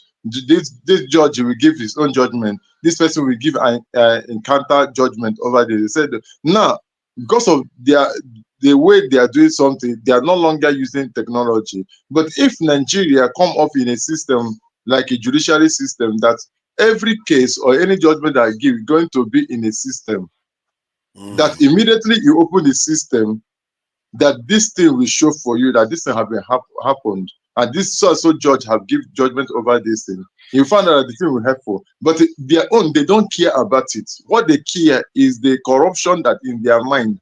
What they benefit them, not once we benefit the country. Let me tell you, it's in America that a president said, "I think what you will do to America, not what America will do to you." Yeah, exactly. But But our leaders don't think. Our leaders don't think what they will do for Nigeria to develop to become like other countries. What they think, what they would steal, what they will take from Nigeria to enrich themselves. So how they think this kind of thing? Okay, what's our hospital? Watch what a hospital. What is happening in hospital? You in particular, that is America. Even local clinic that you enter, you find out that even that's a symptom that disturbing you start going because of the environment or the little clinic you enter. These people they traveled. Why don't them trying to establish one clinic or one good hospital that it will help the citizens? They will not do that. So that they will use that traveling hospital traveling allowance to support money. I don't know how this happens, because all of us that are saying all these things now, if one of us gets there again, they will go and repeat the same thing. It's like I don't know how they transform into this, because these same people, when they are on a lower level, they might sound the way you are sounding now, Eagle Air, and then the moment they get into office, they start like they don't care. They will just like going overseas. None of them really care about their people truly. But I think one point that Eccentric has made about pressure, we don't have enough pressure. point Yep. yet, because if we have enough pressure, our eye will clear. But the sad tale is that even based on that video we shared yesterday, you can see why we don't, because nobody cares. We are not relevant in the world affairs right now, Yeah, there is and no we competition. refuse to Like make for ourselves yeah, relevant too. there's no Go competition, ahead. man. Like Elon Musk is trying to compete with so many people, right? He's competing with Boeing. He's competing with Amazon. You know, Jeff Bezos is Blue Origin, right? He's competing with Airbus, this all of guy, so he's them. trying to Yeah. get ahead. You know, he's trying to get ahead. But in Nigeria, there's no competition. You know, no one is competing with anyone else, right? And human, for man, you know, we like competition, right? You know, we play How are you going to football. how are you We going to like to compete compete. with an environment Yeah, we that's can. so toxic, an environment that does not help out in anything that you want to do? So Government we need is to not giving compete an in the enabling current. environment for all these things. Even okay, could you imagine somebody was crying on the social media, either on Facebook, that the 40 feet container they normally use 5 million naira to clear. Now he paid 21 million naira to clear 40 feet container, and the custom charge him in dollar according to the dollar rates of black markets. Now, have you seen the environment have discouraged everything want to do? Yeah, that is another aspect. When the government is busy wrecking the economy, how do you support So what do innovators you suggest? to How do you emerge? What do survive? you suggest? How do you suggest this? What is the solution? Do you have any suggestion If you for the ask solution? me, Can you create I'll say the a theoretical diaspora. Nigeria The that you know? diaspora has a lot to do if you want to insulate, because the idea is that the government is creating hostile environment, but to shield those people from it, the diaspora need to use their capacity, their access to funds, their access to opportunities, and the access to potential customers too, that can patronize those innovators in the country. And I think I wish I had enough resources. Personally, Yeah, I would have been looking to yeah. do something like that, where I sponsor. I look for people that have ideas that I know I can market here, and not just Well, low level ideas, some serious ideas. a lot of those people are taken away by foreign countries, right? You know, the process Mm, called brain drain. You know, there's a lot of brain drain. Like some people were saying on the chat, there are Nigerians working with NASA, right? There are yeah. engineers who are Nigerians working with NASA. Plenty of them. It's not just one person. There are plenty of them Mm. working with like Blue Origin, you know, Elon Musk's, you know, If you companies. if it was like, say, let's say the brain drain, where you just have your people going overseas, this thing constantly. Personally, if okay, I can see the give and take. Let's say you invent something great. You know how what Rokoya said about, those people, they invented something, they paid them $5 million and they were gone. So if you invent something great, you want to make sure that if you sell that stuff, you get money back Mhm. from it and use it to do something great. Isn't that what Elon Musk did, if I'm not mistaken? It was part of No, the so look, PayPal. yeah. So this government Was needs to Elon get Musk involved. from So if PayPal? government, Elon Musk owned PayPal and he sold it. He sold Yeah, PayPal okay, exactly. to That's what I mean. If you sell something, you used to go he and do sold it something to even greater. yeah. So the government, right? So like when COVID research was done here, you know, COVID vaccine research. I forgot what it was called. Mm. The government, it was the United States government that actually funded the research, right? But when they fund the research and found the cure, the agreement was, hey, if you're going to use this like AstraZeneca and all this company Moderna, if you're going to use this, uh, if you're going to use the result of this research to create a cure, you have to sell the medicine in the United States of America before you actually export it out elsewhere. So Nigerian government can use that incentive, right? If you invest in researches for any type of technology, you can invest in researches for like if Dangote wants to invest in like anything. Let's say this guy say drone. Let's just say drone. Let's just say drone. Even though I don't see any reason why. Let's say a drone that could do something very unique for Nigeria, right? And Dangote wants to invest in that, and then Nigerian government uh uh fund the research, right? Maybe in the military, military research or Mm. fund the research in the universities. If Dangote wants the result of the research paper, if he wants to take the patent and patent it for himself and create those drones, the agreement would be, hey, if you create these drones, we are going to use it in Nigeria first, for our rescue purposes and whatnot. Nigeria will own the patent You know, and that will keep Does the Nigeria, does technology Nigeria in even own Nigeria, any right? patents that they can defend? Does Nigeria own any patents? Whenever they have any patents they can defend, either they buy it Honestly, or they take it from them. I can look it up. I don't know. I'm pretty sure we do Mm. have patents. The the problem So like the problem is that you have Bill Gates, coming in, funding researches in the internet technologies in Nigeria because there are a lot of our people are smarties, bro. Like, he comes and he Yeah, funds and he pays. when you see, yeah, you might be smart. You might be smart like a horse. You are being used to ride for some other person. What is the point of being smart if you cannot use it for your own people? I think okay. that The term of Let's say government, smartness this is not thing. good. the government has Let's no say this thing. business. I want us to see They're this not. the way it is right now. Is government ready for it? Did they care about it? He said that the government Nigeria used to bring 1 point something billion dollars yearly for research. Those money goes into some people's pockets. That's the truth about it. They use the money on their own to enrich themselves. That money you cannot see where the money is handled. You cannot see anything that comes out for you. That means government is not ready for it because one, is government ready for that very thing you are talking about it? If you are not ready for it, there's no way you go about it. Okay, for instance, individual itself who want to go on research on his own. Now, government will not give that person a level environment. Government will not allow the person to go far. How do I mean? There are some materials that are required. I need to do one or two things. You find out that the material you can't afford to buy it because of the custom charges, because of this and that. That's Yeah, become an issue But because no support like, from the government. Government is not helping out. that's what. They Yeah, yeah. will we know frustrate about you. that. We know about.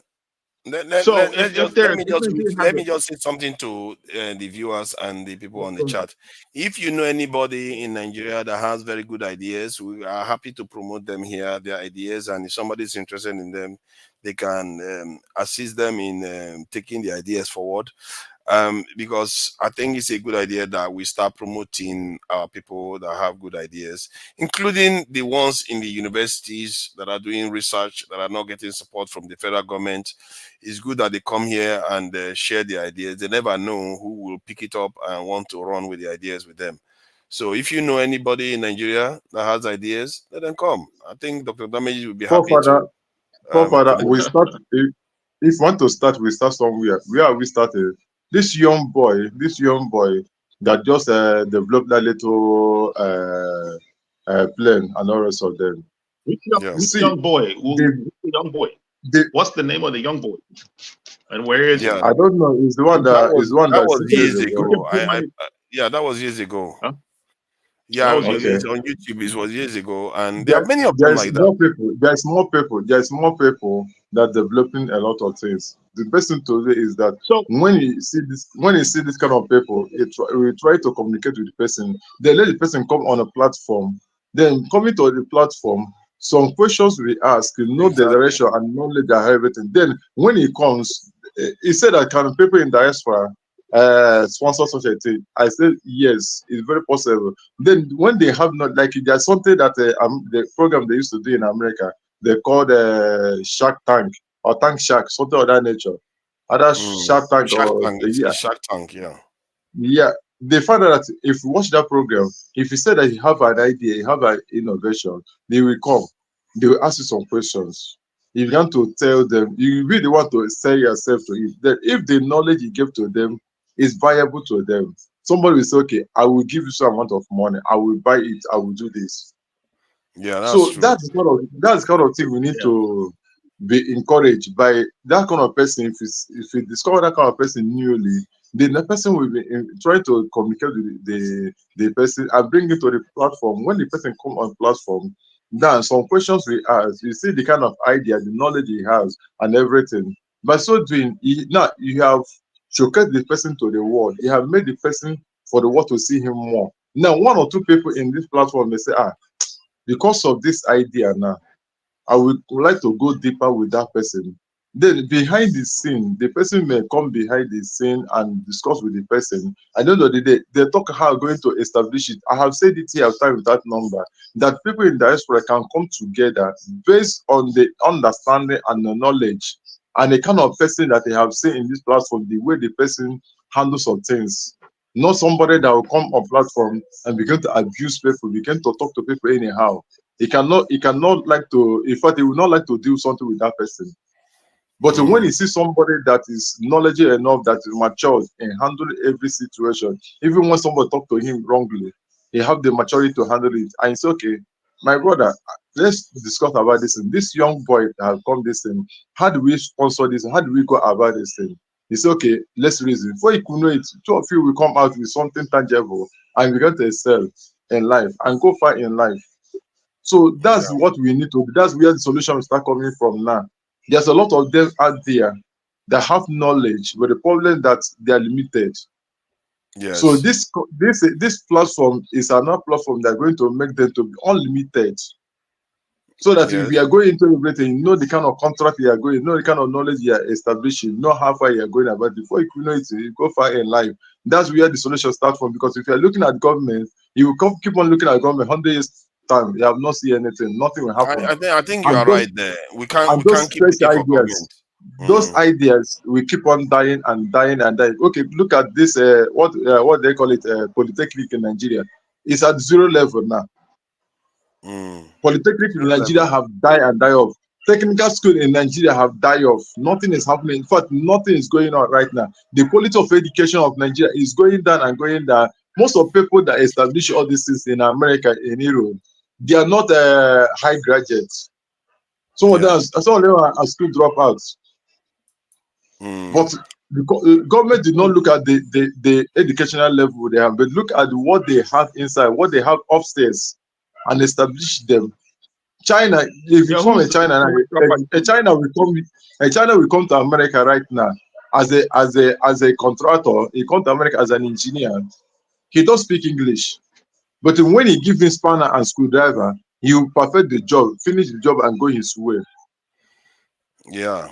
I think there are ways we can do these things, and I think this area of innovation, I think, we can use this channel to, and my channel, all the channels that I know of, to promote it. Because if you can have either like a competition, as eccentric Cass was suggesting, or we have them come here, they propose their ideas. If we think it's something that is worth taking up, whoever is interested in it might be interested to at least take it to the next level, so that they get to a point whereby they can now actually seek proper funding, either from government, or you can point them to somebody in the West that can actually get funding from them, because they know now that the business is viable or the idea is solid. You see what I mean? So sometimes just to get the idea to a viable place, it's not a lot of money. It's sometimes equivalent to about $200, $300. They can get the idea to a level where you can actually say, okay, this will, they've done something. $500 may be too much even for some of them, while others may need more, especially the ones that are at university. Actually, what you are saying, is right, because I was listening to Air Commander. I was listening to the Air Defense Commander of Ukraine.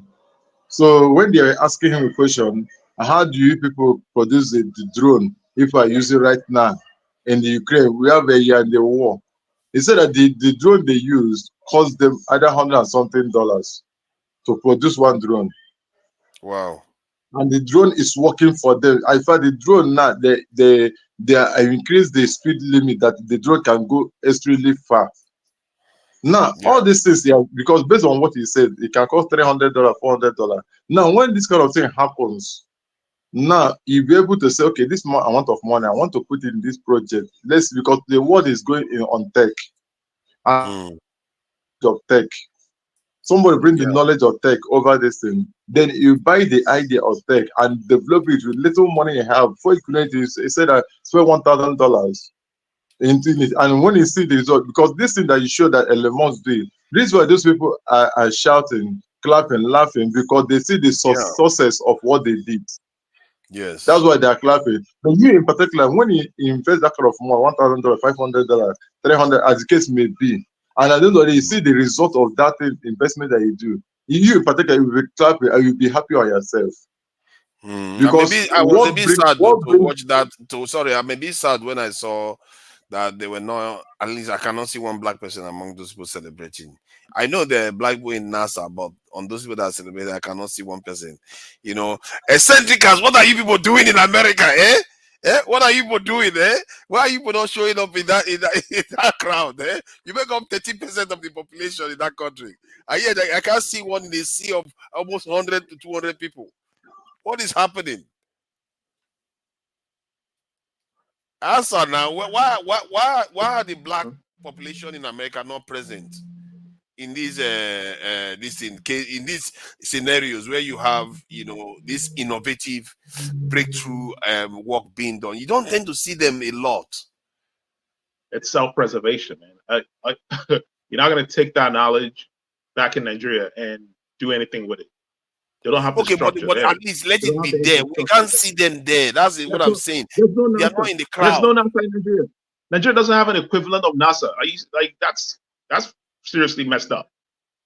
We need an equivalent of NASA. We need to be doing space exploration in 2024. We should have an agency doing space exploration, right?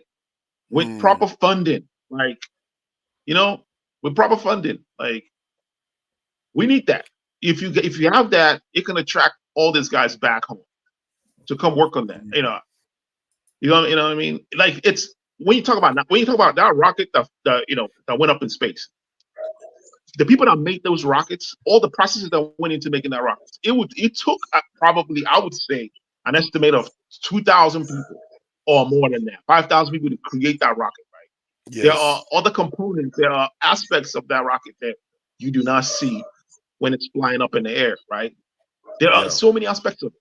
And the people that, do those processes are not there. They're not the engineers that put it together, that created the blueprint.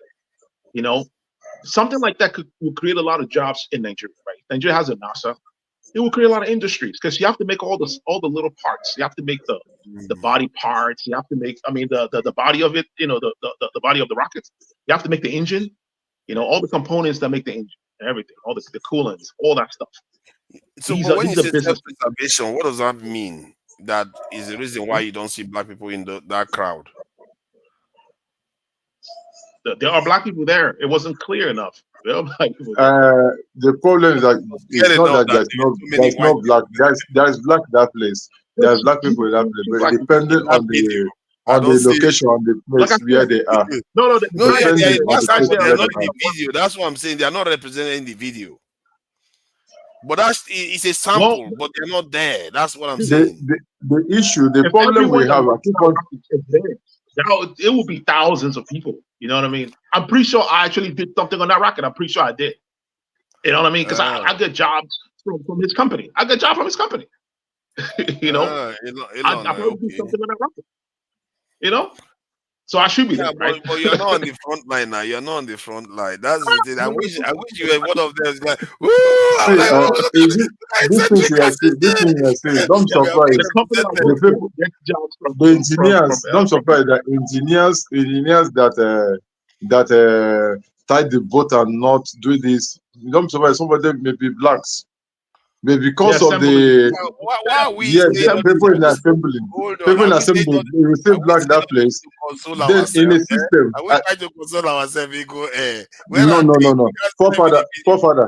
Forefather, don't be surprised in people that in system controlling the real project. Don't be surprised, they may be black. They may be black there in the system, handle everything. But what we are trying to say is that how do we, our own nation, our own country, move forward?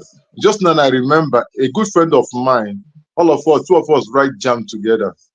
Then he got admission in the UNN, physics and astronomy. That's what he studied. Do you know that after he graduated and went for service and come back, he become a banker, he become a cashier in bank. Yeah. Somebody that reads physics and astronomy is a cashier in a bank.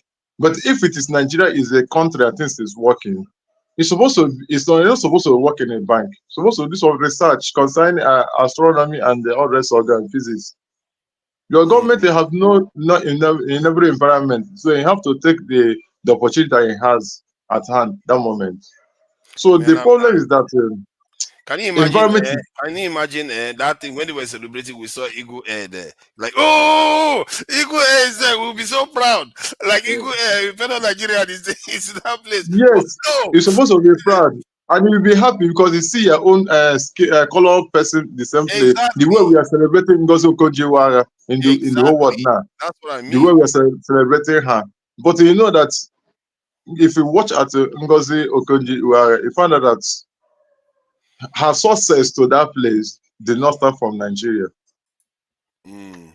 Because if she starts from Nigeria, government of Nigeria then may be something that bring her down because the environment will destroy a lot of things. But because she started out there and she became successful, and how the people knows her? People knows in 1999 one of Obasanjo brought her back to home. Yeah. That way she started running in Nigeria. People began to recognize her. Also, Ndio UK, Ezekwesili, and all rest of them. So Nigeria celebrates you when you're successful out there. But Yeah. when you are trying to survive in Nigeria, Nigeria will not celebrate you, they will bring you down. That's the Okay, main issue. now let's do some. This is survey. We need to find the black person. You know, there's this thing that we do. You know that program, that toy or game that they play with children, where they give them a book.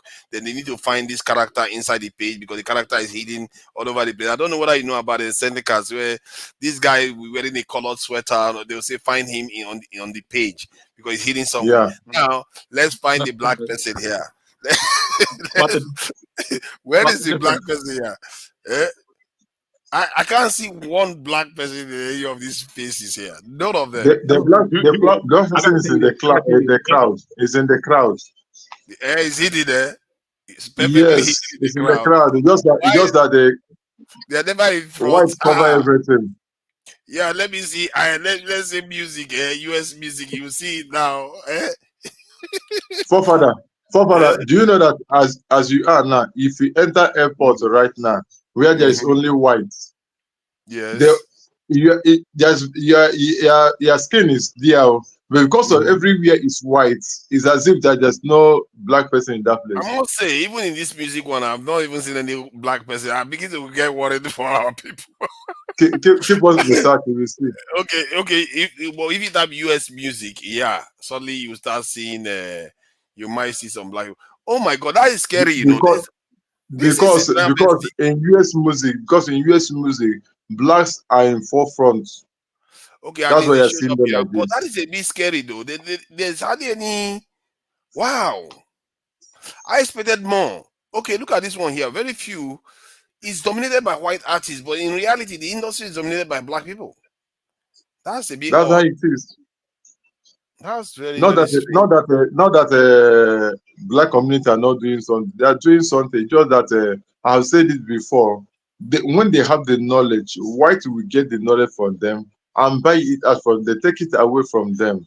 Then they become the CEO of your own knowledge, of your own innovation, of your own understanding, of God wisdom given to you. Because Yeah, one, you as a black, if you're trying to triumph, they suppress you. That suppression we are talking about, they will suppress you. yeah. Because they are the ones The- that funded it and headed it. yes, So and moreover, if they try to take it away from you, refuse. Now, what they use, the internet or the internet you use to make sure that the thing work out. They use that internet to frustrate you, take it away from you. yeah, You have no option. there are very few black astronauts they have some black astronauts that have emerged, but they are not very many too. They are fine between and I want you to know this thing. You are in America. White always believe that blacks are made to Father serve is them, not in not America. blacks to be their leader. I'm in the I'm sorry. UK. Yeah, Yeah. as we are in For, UK now. If you watch, Father is in Gaza. if It's you in watch, Gaza. if you watch You whites, started there's now. something that white used to do. There's Uh, something white used to He do. go They ahead. He believe go that, ahead. yeah. He, Father is in Gaza. That's why his internet is not good. Too good. look at that. Look at that. That'll be Gaza. But this is. Oh my, I think that conflict. If we go in that area, we are going to get into trouble. But this I don't know whether you've been listening, AY. Hmm. What do you think, though? Do you think? Let me ask you this question from the point of view of prediction. When do you think someday you will see Nigerians flying, sending rockets to space? Just do your Eh? own prediction. What? Wrong Why are with you acting? Why are you acting as if I'm asking a sacrilegious question? Where do you think we start sending our own rocket into space with our own satellite? we used to do blow and put it in those space. Is that not Oh rocket? God, don't do this. Let's not do this with our people. Eh? You have to take our people seriously. This is Nigeria. We are supposed to be a superpower. We have to defend. We have one now. It is being packed. It packed. Eh? It packed well. We have one. We have one there. That's a problem. They pack it for service. Oh God. But how long is it going to take us now? 10, 20 years? Yeah, 30? No. Have you forgotten that Nigeria send Satellites. satellite to the space? I hear we have about 5. I thought we had 2, but I hear we have about 5 that Nigerians are using. But we are not the one that send them to space. We just pay people to do it for us, and they put it in space. And See. You see, when you are analyzing Nigeria problem, people don't understand it, right? We are not ready at this point. We need a total paradigm shift for Nigeria to move. So the basic things first. Actually, if we have the right leadership, the right system, we can send rocket to space in 5 years. It's not rocket. It's not like it's a big deal the way you look at it. The problem we are facing, there is no political will. So basically, we are not just ready for anything.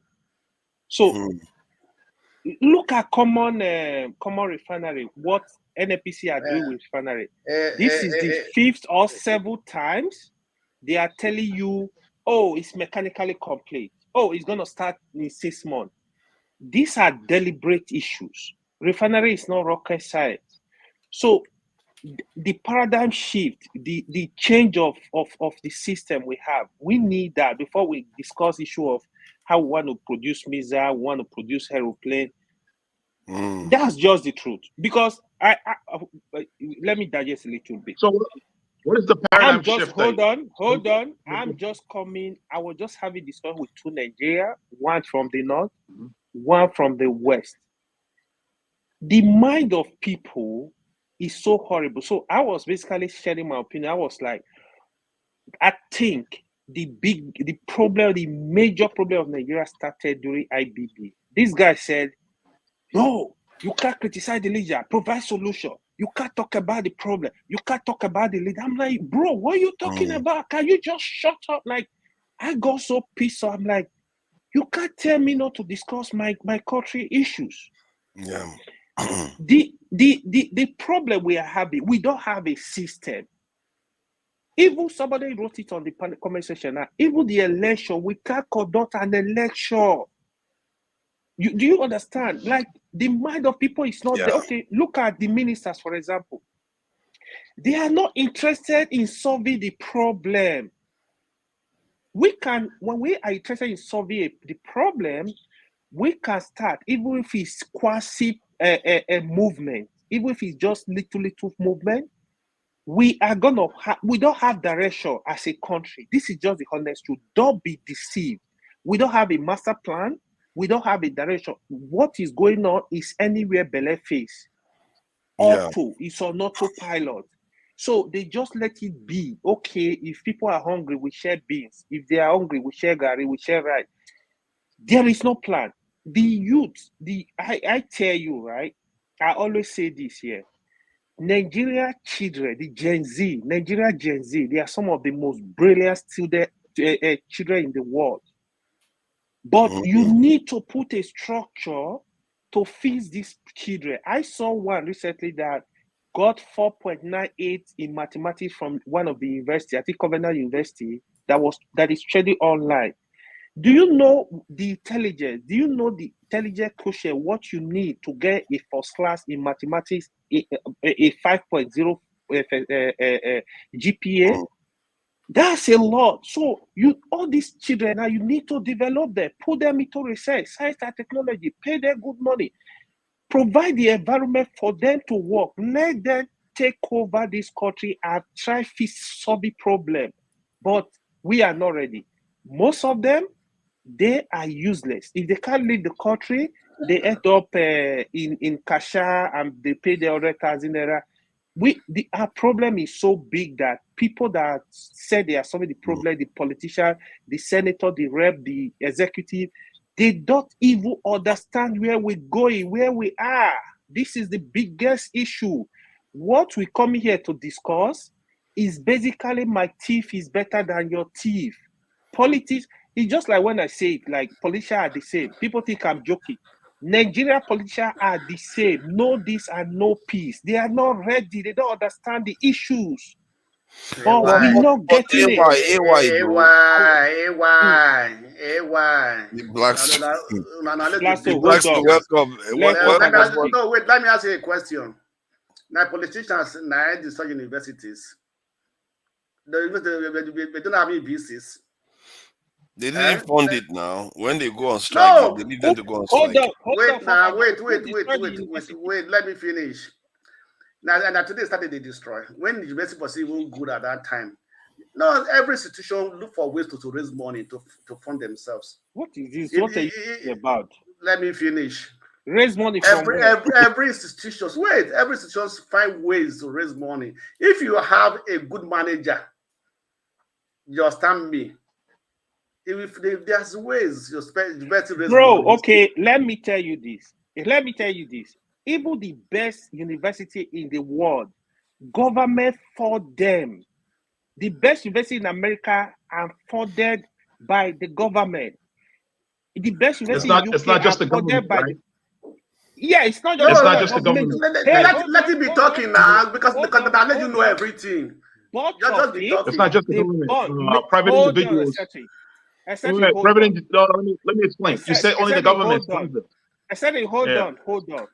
When I say the government, majority of the resources in university are funded by the government.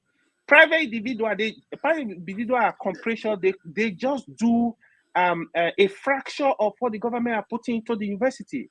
That is why your tuition is cheap. Even in America, when you hear research, government pop money to this stuff. What? Hold on. Let me explain this in detail. What tuition is not the corporation do? Hold on. What the corporation do? They don't really give you money. They give you a research fund. You are working for them indirectly. They are telling you we need to do this research. Like for example, GM can send a university a research proposal. Hey, we need to work on this. This is the research fund. They give you grant. You look for students. You start working on that. From there, you fund this research. But majority of research is funded by the government. Don't be deceived. Okay, let me ask you a question. Did you hear that Elumelu went to Harvard University, gave Harvard University money to have his name on the department? Wait, no, let me finish now. How much? Nonsense. How much? I can't remember how much is it. No, you need to know. Wait. Sometimes when we are always blaming the government, it's not people also. There are ways things work out. I know the government has an issue, a lot.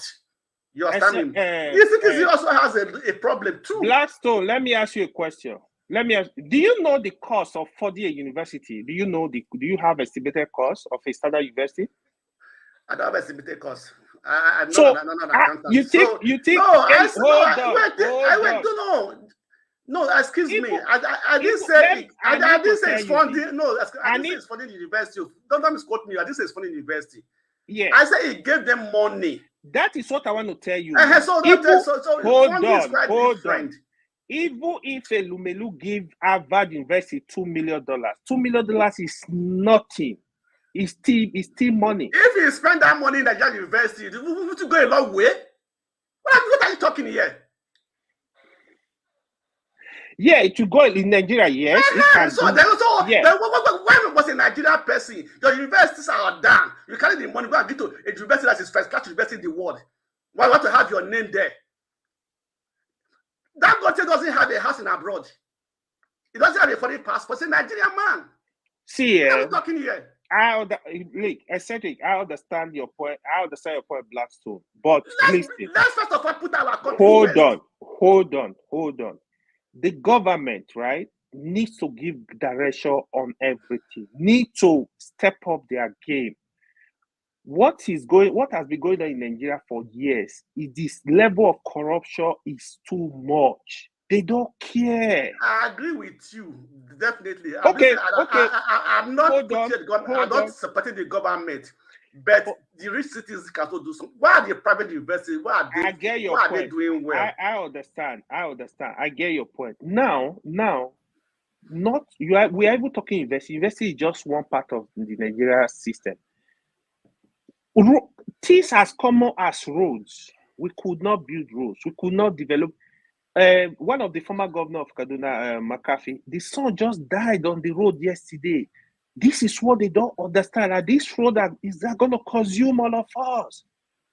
They were thinking. But AY though, AY, this problem seems to be widespread. It's not only Nigeria. It's like, is there something inherently wrong? Nigeria, which country again? Tell me, which country again? Ghana. No, I mean in terms of innovation, Ghana. In short, almost all black countries. Look at this one now. We are embarrassing ourselves. Also, West African country. Is there something off with us? Look at this Haitian president that just went to UN. Look at what he went and did. It's like, who does this now? They just look at that.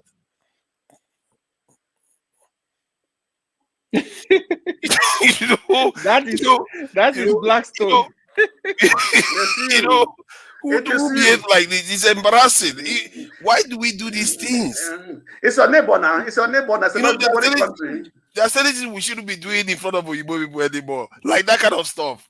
We shouldn't be doing that kind of stuff in front of Igbo people because it just makes us look bad. We can't even build anything.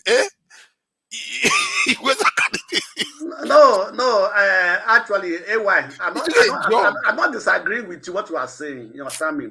But let's understand something, right? I was talking to my cousin today, this evening. I said there are three organs of government. In Nigeria can have put these three people in order: the president, the attorney general, you understand me, and the IGP. But how about the diaspora though? Where do they come in? I think the diaspora may have something to add to this. Diaspora they have more than Nigerians. So some of the diaspora have more than Nigerians in Nigeria. And the ones that are organized, not the ones. How do you know the organized ones? Are you not organized? No. Forefathers. You cannot trust in Nigeria until you put in a position of money. There is some truth there. There's some truth. So don't look at Nigeria on the surface level. No matter what they talk, no matter what they say, until you put them in that position of money. To be fair, while I'm here, since I've been here, I've had some experiences that will tell you that people, even if they come on channel and talk like they are very organized, but in reality, they still show some of the traits that lead to some of these kind of negative outcomes for our people. They get distracted by personalities and stuff instead of focusing on what truly matters. And but I think the diaspora may have something to do to this. Yeah. Okay, go ahead. What I believe, Nigerians that talks too much, that talk too much, criticize the government and everything. They want to make name, to be seen, to be recognized. That they can be picked up and be given a position. And once they get there, they show their true color. See. No, that's not actually correct. Most of Nigerians. I can give some examples. I get it, right? But it's not completely correct because I'm not saying completely correct. I'm not saying completely correct. Let me tell you something. For me, I don't overrate myself. I understand the difficulty to govern. Politicians will come and tell you they will do this, they will do the out. See, I know the difficulty when you get to office. In fact, as a matter of fact, to be honest, even the only reason that will make me take appointment in Nigeria as I speak to you, the only reason, if I don't have the intention to really help the people, I'm not taking it. I'm not taking the appointment. And what am I gonna gain there though? God, in all truth, I'll put my life at risk. I will. Let me ask you a question. First of all, let me ask you. Say, helping the people. Which are you going to help? Your people from your tribe, or which are you going to help in the first place? Nigeria. All over the country, all over. Because that is where the problem starts from. Actually, that's where the place starts from. No. When I say my people, No, let me feel. No, I'm not talking about you. I'm not talking about you now. What me I refer that to tribal settlement, that's where it comes Yeah. from. That's about that's Yeah. the beginning of Yeah. Nigeria. No. For me, when I say my people, I want to see Nigeria able to live a normal life. Just give them basic amenities, give them light, give them road, give them hospital, give them little jobs. Let them be able to live like normal human beings. Nigeria are living in hell. Easier said than done. Nigerians, a lot of them are living in hell. As we speak, easier said than done. It's doable. Don't be pessimistic. It's doable. Yes, it's doable. Don't be pessimistic. It's doable. Wait, it's doable. Yeah. Do you know why I said it's just said and done? You understand me? Because there are so many forces. But let me tell you something. Before you can change Nigeria, you have to be like a man who's holding a rifle in your hand. Anybody that come across your way, you eliminate him to do what you want. Oh, people died in Israel? Oh, this war is turning to something. This is getting hot now. Let me share this. I think maybe we can move on to that actually, because we've done 2 hours of this topic already. I thought you want to discuss about Allen Oyema too. I think we know about I think they charged him of something, isn't it? They added more charges to his case. Yeah, they want to punish him for daring to have an airline. After many years of him doing this business, nobody charged him. Suddenly now they are charging him. All this will, God, we'll see anyway whether it's true. Who is charging him? Who else is charging him other than Busybody? FBI. They always find something now to. They want to sabotage him now. If you want to, I'm sure we'll see the charges. Because all these things, all this stuff I heard was the kind of stuff companies do all the time. You can find a way to settle it out of this thing instead of try to rake him over the coal and all the rest. Forefathers, we always just say that they are what doing to their own citizens. Let me tell you, here in Germany, German government doesn't care who you are. Once you go against the law, they can even close down your company. It doesn't matter. They even close down political parties in this place. Not because we are for not for them. So it is the law. Once you go against the law, that's what does not happen in Nigeria. No matter who you are, once you go against the law, you investigated it, you are found guilty, you go for it. It's not because you are a white or a black. Yeah, I think I think I hear what you are saying. The question is whether they charge itself, whether it's trumped up. That's what I'm worried about. Oyema is not stupid. If Oyema was stupid enough to expose himself to this when he knows he's trying to shake this in. Let me tell you something. Let me tell you what happened. He's asking for it. Let me tell you what happened. There was a guy from Indonesia. He came to study in Germany. When he was studying, he was owing the government some money. After he finished his studies, he went back and then he was appointed as a minister in Indonesia. So after he has forgotten that he was owing government money here. When he flew into Germany at the airport, they held him. He had to pay that money before they let him go. That's after years. So that's what it is. So the country has to be tough for your country to be good.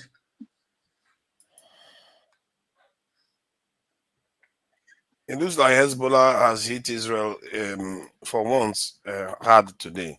Some people, I think it's with drones actually, and they seem to be able to use drones to penetrate Israel for some reason. And this thing, there's a suspicion now that at least some people are saying that they assassinated a top Israeli official. One of the guys that shows up on TV may have been killed, but I don't know. But if they hadn't done that, personally, I don't want to say terrorists. Yeah, let me play it and see. Let's see. Apparently managed to evade Israel's defense systems. There are reports that the target was an Israeli military base full of Israeli soldiers at the time. Dozens of casualties have been reported. They were taken to hospitals across Israel from Haifa to Tel Aviv, some of them airlifted for treatment. Israel has one of the most sophisticated air defense systems in the world. Its Iron Dome has destroyed thousands of rockets fired against it. But it's not perfect, and a number of Hezbollah missiles and drones have hit civilian and military areas in recent weeks. This was a direct hit in the Israeli town of Safed last Wednesday. Nobody was injured on this occasion. As Israel still considers its response to Iran's ballistic missile attack almost 2 weeks ago now, the Pentagon has confirmed it will be sending a THAAD missile defense system to protect Israel, and that will I saw include that the today. deployment of dozens of US military personnel to operate it. Why did you decide to get the permission for the THAAD to be deployed in Israel?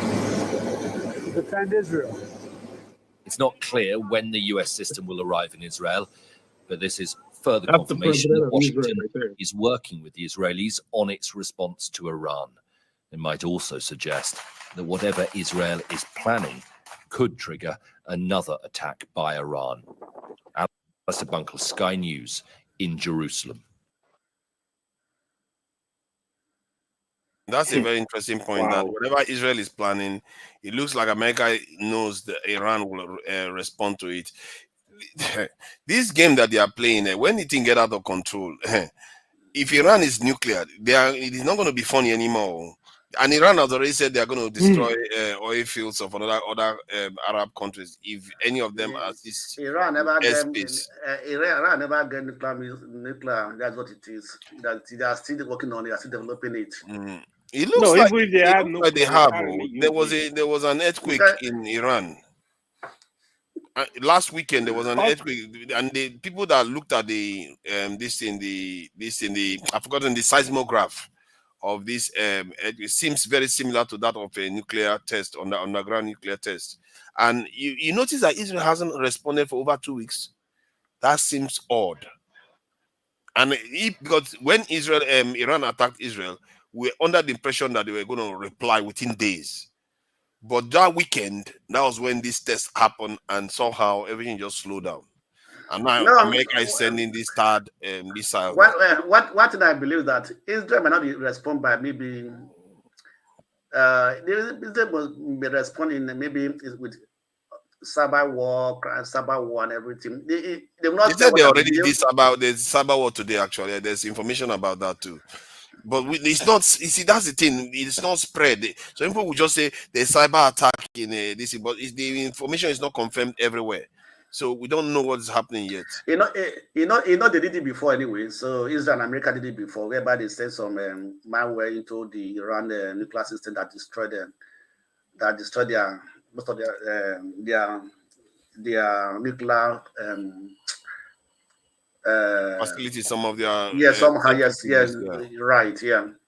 So yes, but that's even on everywhere. There is one Iranian general that they are saying may be partly responsible for all the deaths that have been happening in Hezbollah.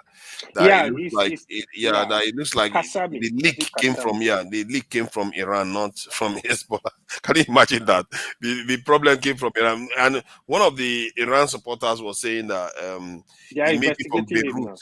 That they were thinking that it was from Beirut because the people in Beirut don't like Hezbollah that much. But if you thought that it was from Iran, it would be quite embarrassing. That they are the ones that caused the death of all those top people in Hezbollah. Is painful stuff. And but we'll they are see. seriously investigating him. Of course, that's what Mossad do now. Mossad, they got to look for a way to penetrate you. Yeah. That's how they get information. Somebody. Yeah, there's always somebody. No, that's what it's done. I don't mean to backtrack, but someone said they're interested in the whole Shark Tank thing. This guy mentioned. I forgot his name. Who said the Shark Tank thing? Shark someone Tank, in the is chat. it not like going to propose ideas to people that have money?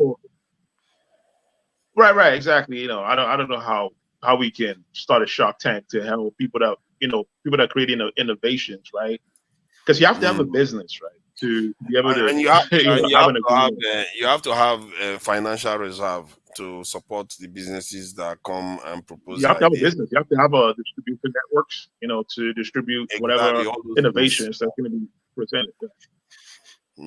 You have to have all those things. But that said, anyway, this guy I was checking that was talking about the Israeli official that may have lost his life due to this wahala. We are busy watching a Haitian minister, prime leader, drinking water from a jug in the UN, embarrassing us, while other people are just doing they have other problems to worry about.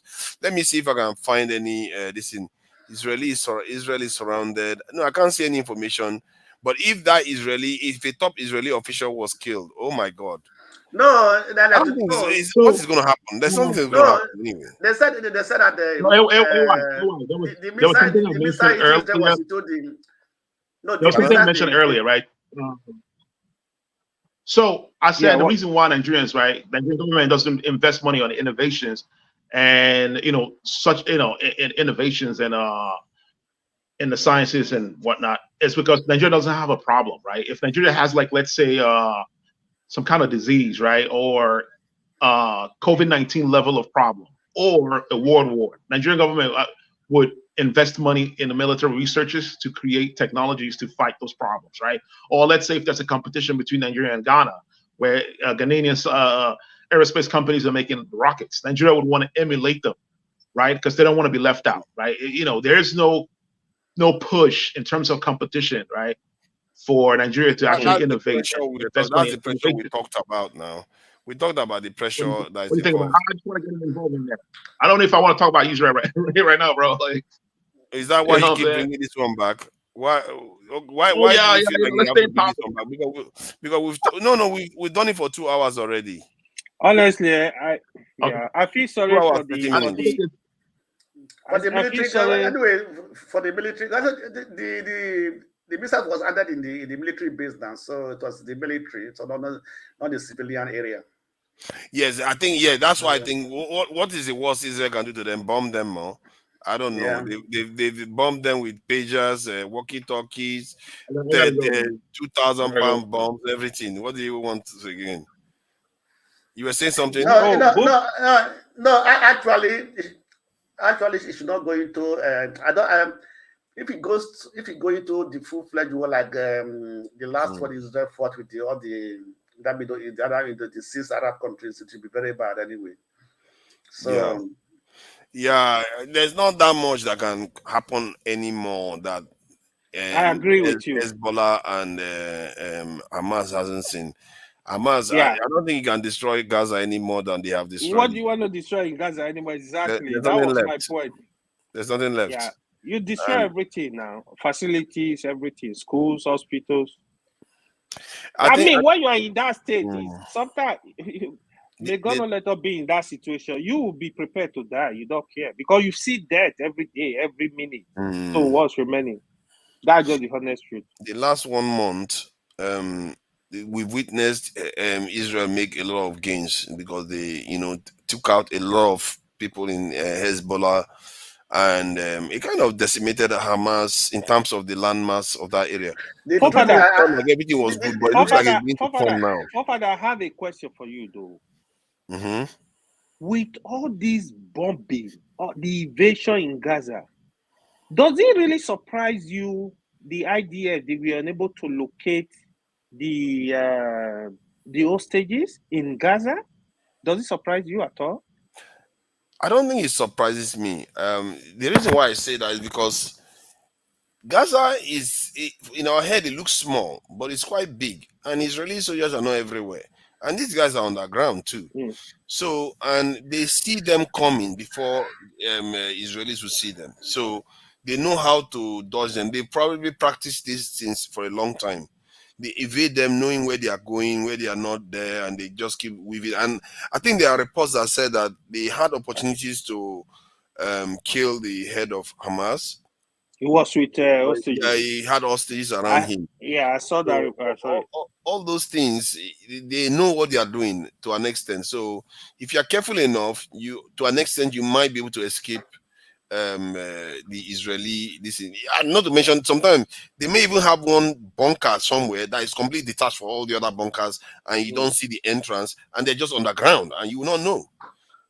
No matter what you do, you will not know. You will check everywhere. You walk over. No. What surprised me? Sometimes I ask myself, how did they build all this? When did they build all these things? All this bunker, this underground tunnel and everything. It's definitely for years. Yeah, because if you look at all these things, some of them are very complicated, are very highly secured bunker, understand me? You know. So it's like Our people are too useless. We don't know that when we mean business, we can do something. North Korea, they build their own within 4 years. When they Yeah. build their underground, 100 meters underground for their Even train lines. even Yeah, train. for their When trains to be moving. Kim Jong-un is traveling, he Mm. goes underground We with are his so train. useless that we can't even build So something like even that. when you throw ballistic no, missile, you know why? Because we feel that we are not facing any enemy now. And that's the simple reason for it. When we begin to see that we are facing some enemies, I think. You see, that's the problem now. We are waiting until the enemy shows their face when we know we have. Anyway, now all Africans so go to anywhere, go to that West African countries. All the same Egyptians are thing. not like that. North Africans are not like that. It's us. Egypt, no, Egypt is quite different in the way they think and the way they do those things. Understand me? Okay, look at if you think about the Arab Spring. You understand me? You know what happened in the Arab, that period, Arab Spring and everything. Has ever happened in the West Africa? We seem to be very peaceful people now. So whatever comes in, take it that that we will survive. It is well. I hear you, but I think maybe our thinking. Okay, I hear that. Okay, we don't have trouble coming at us face on, so we see it. But the trouble is there. It's like Yes, it's Olympics. there. It's like when you are going to Olympics, you can't say because your people around you don't know how to compete in that sport, then you pretend as if the main problem is still not there. Your competitors are not there.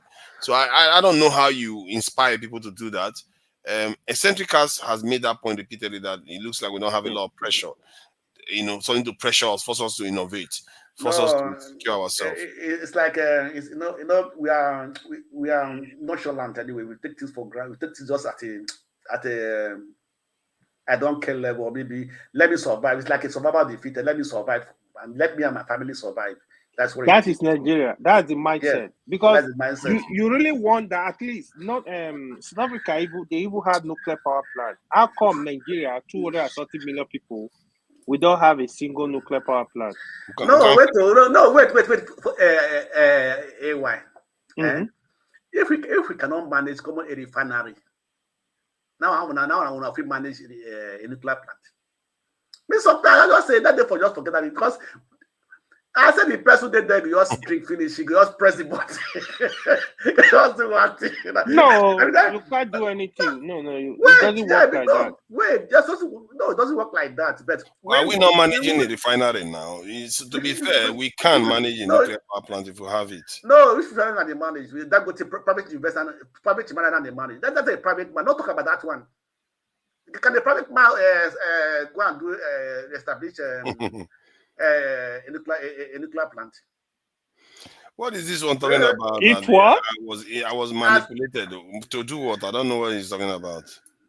I beg, talk. We get many problems on the motherland. Okay, he's talking about we shouldn't be talking about foreign countries. You have to, you have to talk about this thing because if you don't talk about this issue, people will not know what is going on out there.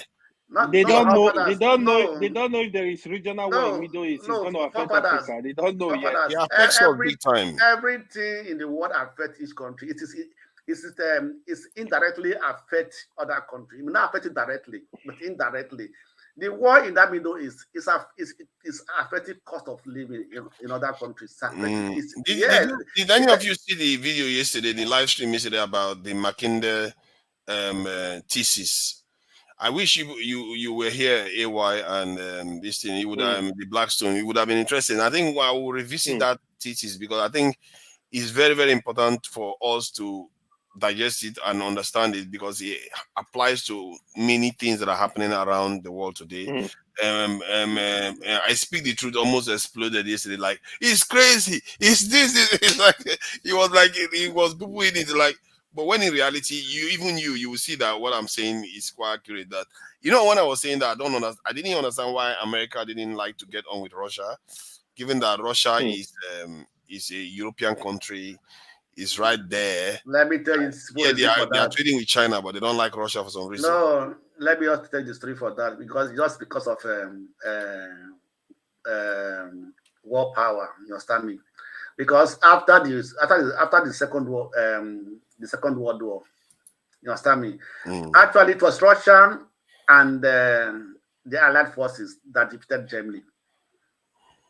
Both of them defeated Germany. So I don't find any reason from that point why they could not come together as maybe have a partnership. You understand me? Exactly. So I don't know why they did not, because both of you fought against Germany, and both of you defeated Germany, because Russia was fighting from one side, the other was fighting from one side. I think when I tried to share yesterday, this guy was arguing. I know it's not it. I told him there is a reason why this is happening. You just said yourself. No, actually, it is also the system of government. It's also political. That's just the truth. Because America seems to be that if you are not democratic, you are part of our enemy. But they are friends with Saudi Arabia now. They are friends with China. No, what are we talking about? wait. When interest come, just remember one time. America say, what is American interest? When America has interest in you, in what they have, what they are getting there, they will be your friend, no matter what you have. They know that, okay, for example, in China now, I'm an American company in China. They know that if they are having just a big misunderstanding, or maybe that like what is happening, America and Russia is like that with China. America know that they will suffer a lot because the cost of living will be higher for them. You understand me? So everything depends on the economy, political, and our interest. Yeah. I think when I tried to share it yesterday, I really wish you were here yesterday, because that map, most of the wording that they use in the map, we don't even use those terms anymore. They grouped Africa and Asia together, and I think they call it the motherland or something. I've forgotten what they call it. So that if you control those lands, you control the world.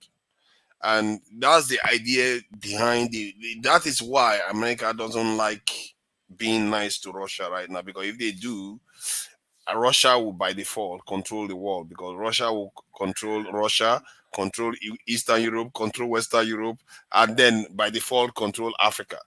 But that's why they want to encircle Russia. This is the reason why you have Georgia wanted to join NATO, Russia invaded. Ukraine want to join NATO, Russia invaded. They want to encircle Russia, just like the way Iran is looking to encircle Israel. Basically, the same kind of plan, really. That's what it is now, because the issue of Russia and America and Ukraine and these former Eastern Europe countries, you understand me, right? It's just because of that issue of NATO, you understand me, right? And actually, let's be frank and sincere. Wherever NATO ally is, any country that is a NATO ally, the America have the right to go and put their weapons in that place. Yes. You understand me? So then what's not the security? What security does Russia have? And this is your enemy. That can bring your enemy to your backyard. I use a simple illustration. If you have a house and the next land is free, and you know your enemy, your enemy, but you're talking about to come and buy that land. If you have that money to buy, you will buy it higher than him because for not to come near you. Yes, that's true. But so that's the problem. That's the problem between Russia and Ukraine, and America knows it. You know what welcome Alaji Jonaba. Welcome. Yeah, Jonaba, welcome. Oga Blasto will not let me speak. So now the problem. Why must you speak? Yesterday they won't let me speak even. They won't let me you were there, you spoke. Let me steer the Friday conversation. you were there, you spoke. Allow me to steer the conversation, Mr. Gentleman. Let me steer the conversation. So I want us to look at this because it helps us. Man, I feel sorry for Africa sometimes when I look at this map. I not because I don't know why they ignore us. Like we don't matter. Like we are completely useless in the game of things. Let me just see if I can share this, man. It's really sad. Let me see if I can share it. Okay. So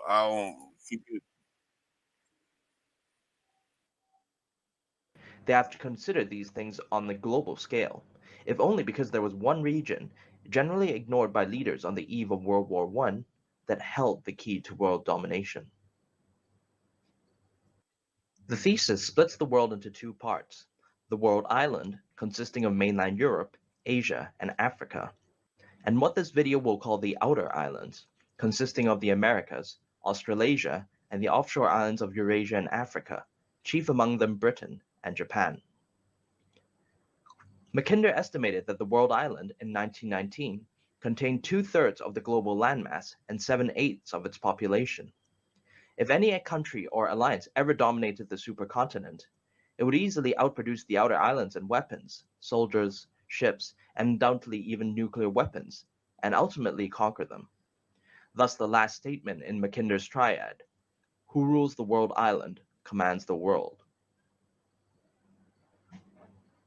But how to control the world island in the first place? The thesis divides the supercontinent into two regions, the inner crescent or rimlands and the heartland. The rimlands, consisting of Arabia, Western Europe, India, and East Asia, make up only 1/5 of the world island's area, but house 4/5 of its population. Using Mackinder's earlier logic, this region ought to be the place from which to attempt world island domination. And indeed, Mackinder freely admits that in his day, the rimlands were the more powerful part of the world island. This was because the period from 1500 to 1900 saw great advances in naval technology. Better ships let coastal rimlanders travel faster and farther than anything on land, giving them large strategic flexibility. This meant that rimlanders could bypass defenses, strike rear areas, and wreak havoc before land powers could even respond.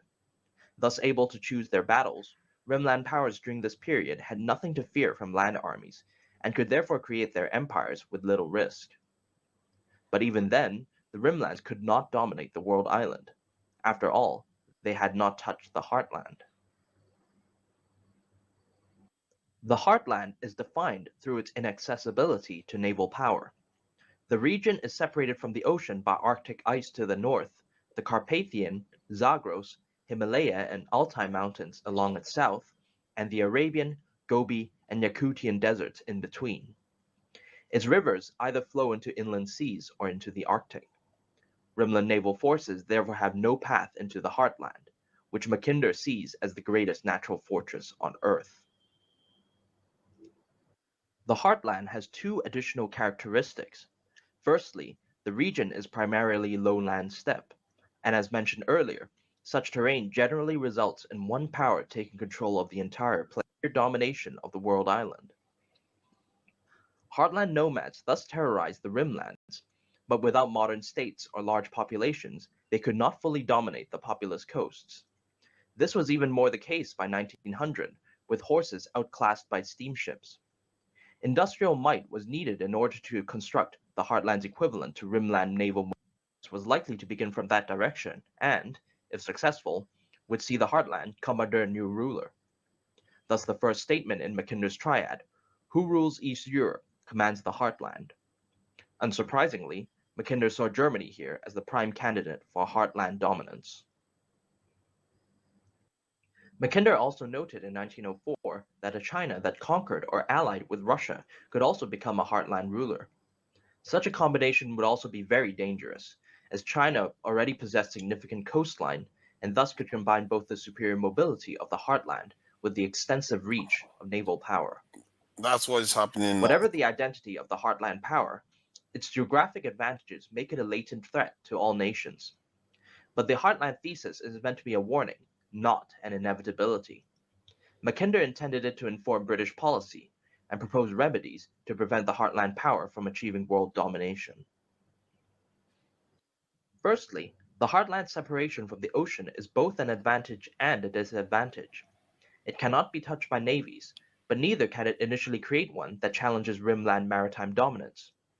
Rimland power should therefore prevent the heartland power from acquiring more warm water coastlines. In particular, defending the Middle East is of critical importance, given its position as a key node for maritime communications. Middle East. Secondly, the heartland should be kept divided and small. The unifying effects of lowland steppe can be overcome with sustained action. In this vein, Mackinder in 1919 advocated the establishment and protection of new Eastern European states, who formed a buffer zone separating Russia from Germany and vice versa. Ukraine. In addition, rimland powers should ensure that the seas of the world island remain open to their navies.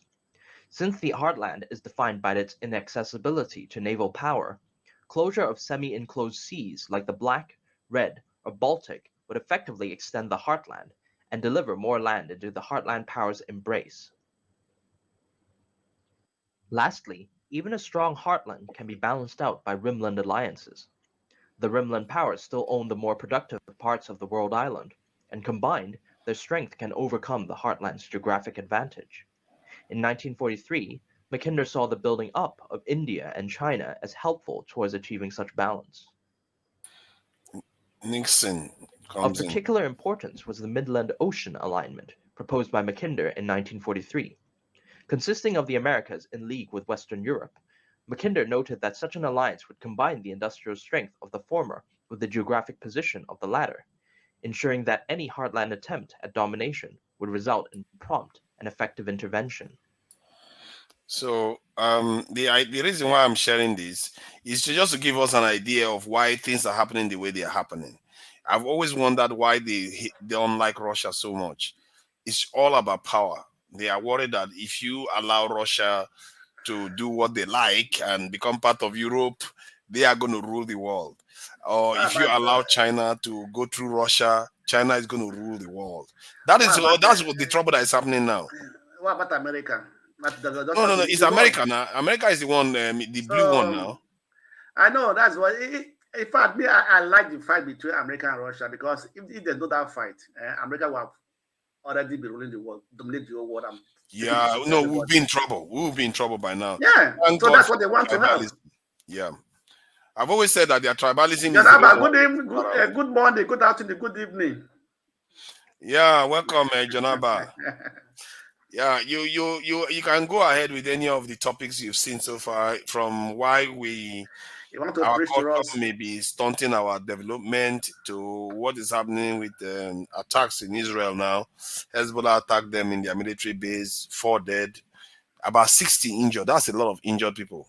I won't be surprised the death toll increases. And then they map this Mackinder theory that goes way back to 1904. That's when he proposed this. So they've been looking to contain Russia for a long time. Until today, they are still doing it. So I don't know. Please go ahead. Welcome. Forefathers, about way first of because this your security law and order tech revolution. I beg, give me more information about this one. Which one? That be your code security law and order. Oh yeah. Tech revolution. Yeah, it's about the sequence of things that you need to establish a nation that is going to be prospering. If you have security, law, and order, you are halfway there. And then technological revolution for us is going to be how we catch up with the rest of the world. Okay, that's good. Fundamental stuff. Yeah, Jonaba, welcome. Thank you, forefathers. Yeah, I was there earlier, but I have some wrong, so I have to leave. I saw when you were playing a video of a young man, very innovative, and yeah, and you were talking about what is your assessment, or what are you trying to use that video to communicate? Yeah, what I'm trying to use to communicate is that we have young people in Nigeria looking to innovate, and the environment doesn't seem to be nurturing of those things. You don't see enough of them, and you don't see the support for them to emerge. And that also affects our universities. We don't do any major research. How many Nigerians have ever won, or even Africans have won anything in science, physics, engineering? Nothing. We don't have a culture that seems to nurture these things, and that's why I was showing the young man as an expression of that we have people that can do these things within our population, but the culture seems to disregard them for other things that they prioritize, like godfatherism, all the other stuff that we all talk about every day. So that's what I was trying to share. Oh, okay, thank you. Yeah, I think as much that is what you're trying to communicate. But on that, most of those things is as a result of resources and the interest of people. Uh, and sometimes we expect that the government to step and encourage these young people who come up with such idea, but then is uh, it doesn't go that way in most cases. And the reason why the individuals that are very knowledgeable or very passionate about such science and all that, they don't have the resources. So most dream has gone down like that. And it's all of those things, not just particularly to Nigeria, it's anywhere in the world. But the only thing is that we don't have that individual resources to sponsor our dream, whether in terms of improving it and make the most out of it. And then the big thing there is that okay, if we talk about there is a young man that come here the other day, eccentric or whatever his name. I mean, eccentric. I think Eccentricast. Yeah, eccentric. eccentricast. Okay, he was talking about what people can do to empower the society, and those are the way when you discover that you encourage them, trying to sponsor it as much as you can. Sometimes get into contract, but it take a lot of resources to make it competitive or to make anything out of it.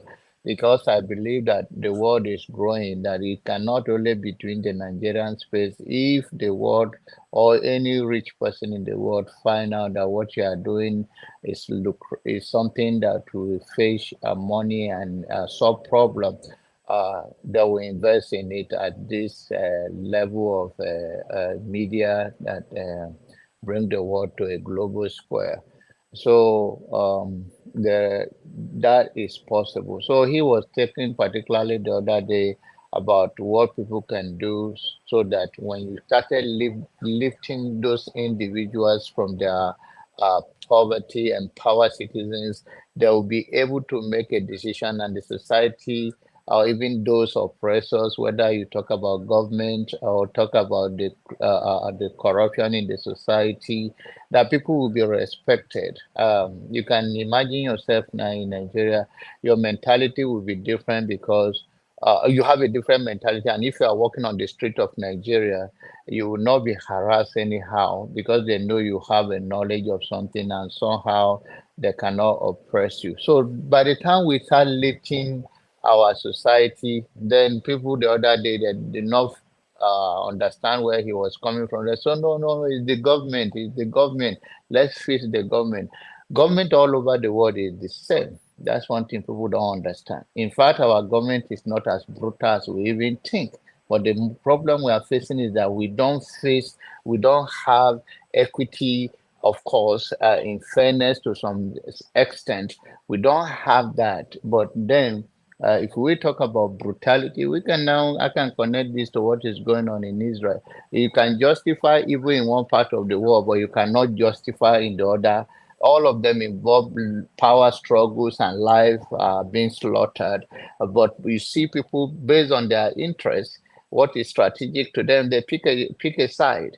Broad daylight where even the camera is rolling, and you can imagine before the media get to this, and I think the worst enemies of the civilized world, of those who have clicked up to power, is information and the way that the media is going, that someone can just see uh, things and say, no, this is what I've been hiding for us from a very long time, control the narrative, changing the subject to what they want to put out there. And now we can see it with our naked eyes. So the point I'm making is that if the society is being lifted above all the if your people are not in abject poverty and struggling for what they will eat and how they will feel safe on the street, then we're growing our society in that aspect, and that in that way we can have a um, better citizens, and we can invest in individual, and the individuals that they empower can now have a say. You can imagine a millionaire or a billionaire in Nigeria, you think you'll be treated the same way the ordinary citizens are treated? And if you have a lot of them. So that is what we are talking about. Lift people from poverty, encourage them, empower them, and then the government team will shape up because they will know that the operation is being pushed back by people who have the power to hire the lawyer they want to hire, speak to issues they want to speak to, use media what they want to use to at least put things out there. But okay, okay. I mean, for us, that's true. But look at South Africa now, that is relatively more developed than Nigeria. They have more resources. I don't know about you guys, Which oh, but country? South Africa, White Africa? White South Africa? South Africa. Does it Call this White is Africa. yeah, White Africa? I guess maybe they should call it that. Um, why is it that we are not seeing a lot of black people emerge from there with inventions and innovations? I don't know what I've seen one from South Africa actually. South Okay. Africa, I'm sorry to let me have the South African, with all due respect to the citizen and men and women, if you understand South Africa culture, thank God to someone like the grandfather of freedom, Manson Mandela, and so Bishop Tutu and the rest of them. But in general, their mentality is a very different mentality of approach to life. They are not that ambitious, majority of them, and of course we cannot underestimate the damage that and the oppressions, and that strips something out of them. And now I'll give you an example as I wrap up, so someone else can talk. I have a privilege sometimes to work with other black African American here. Some of them, their mentality is that we from Africa, we come to take their job. You are not a medical doctor and you do not have a job. You are not an engineer and you don't have a job. You do not have any special. You are not any special and you don't find a job in your field. So in that, you can find out also that in as much as we have seen how much South African American have pushed for freedom and champion so many causes.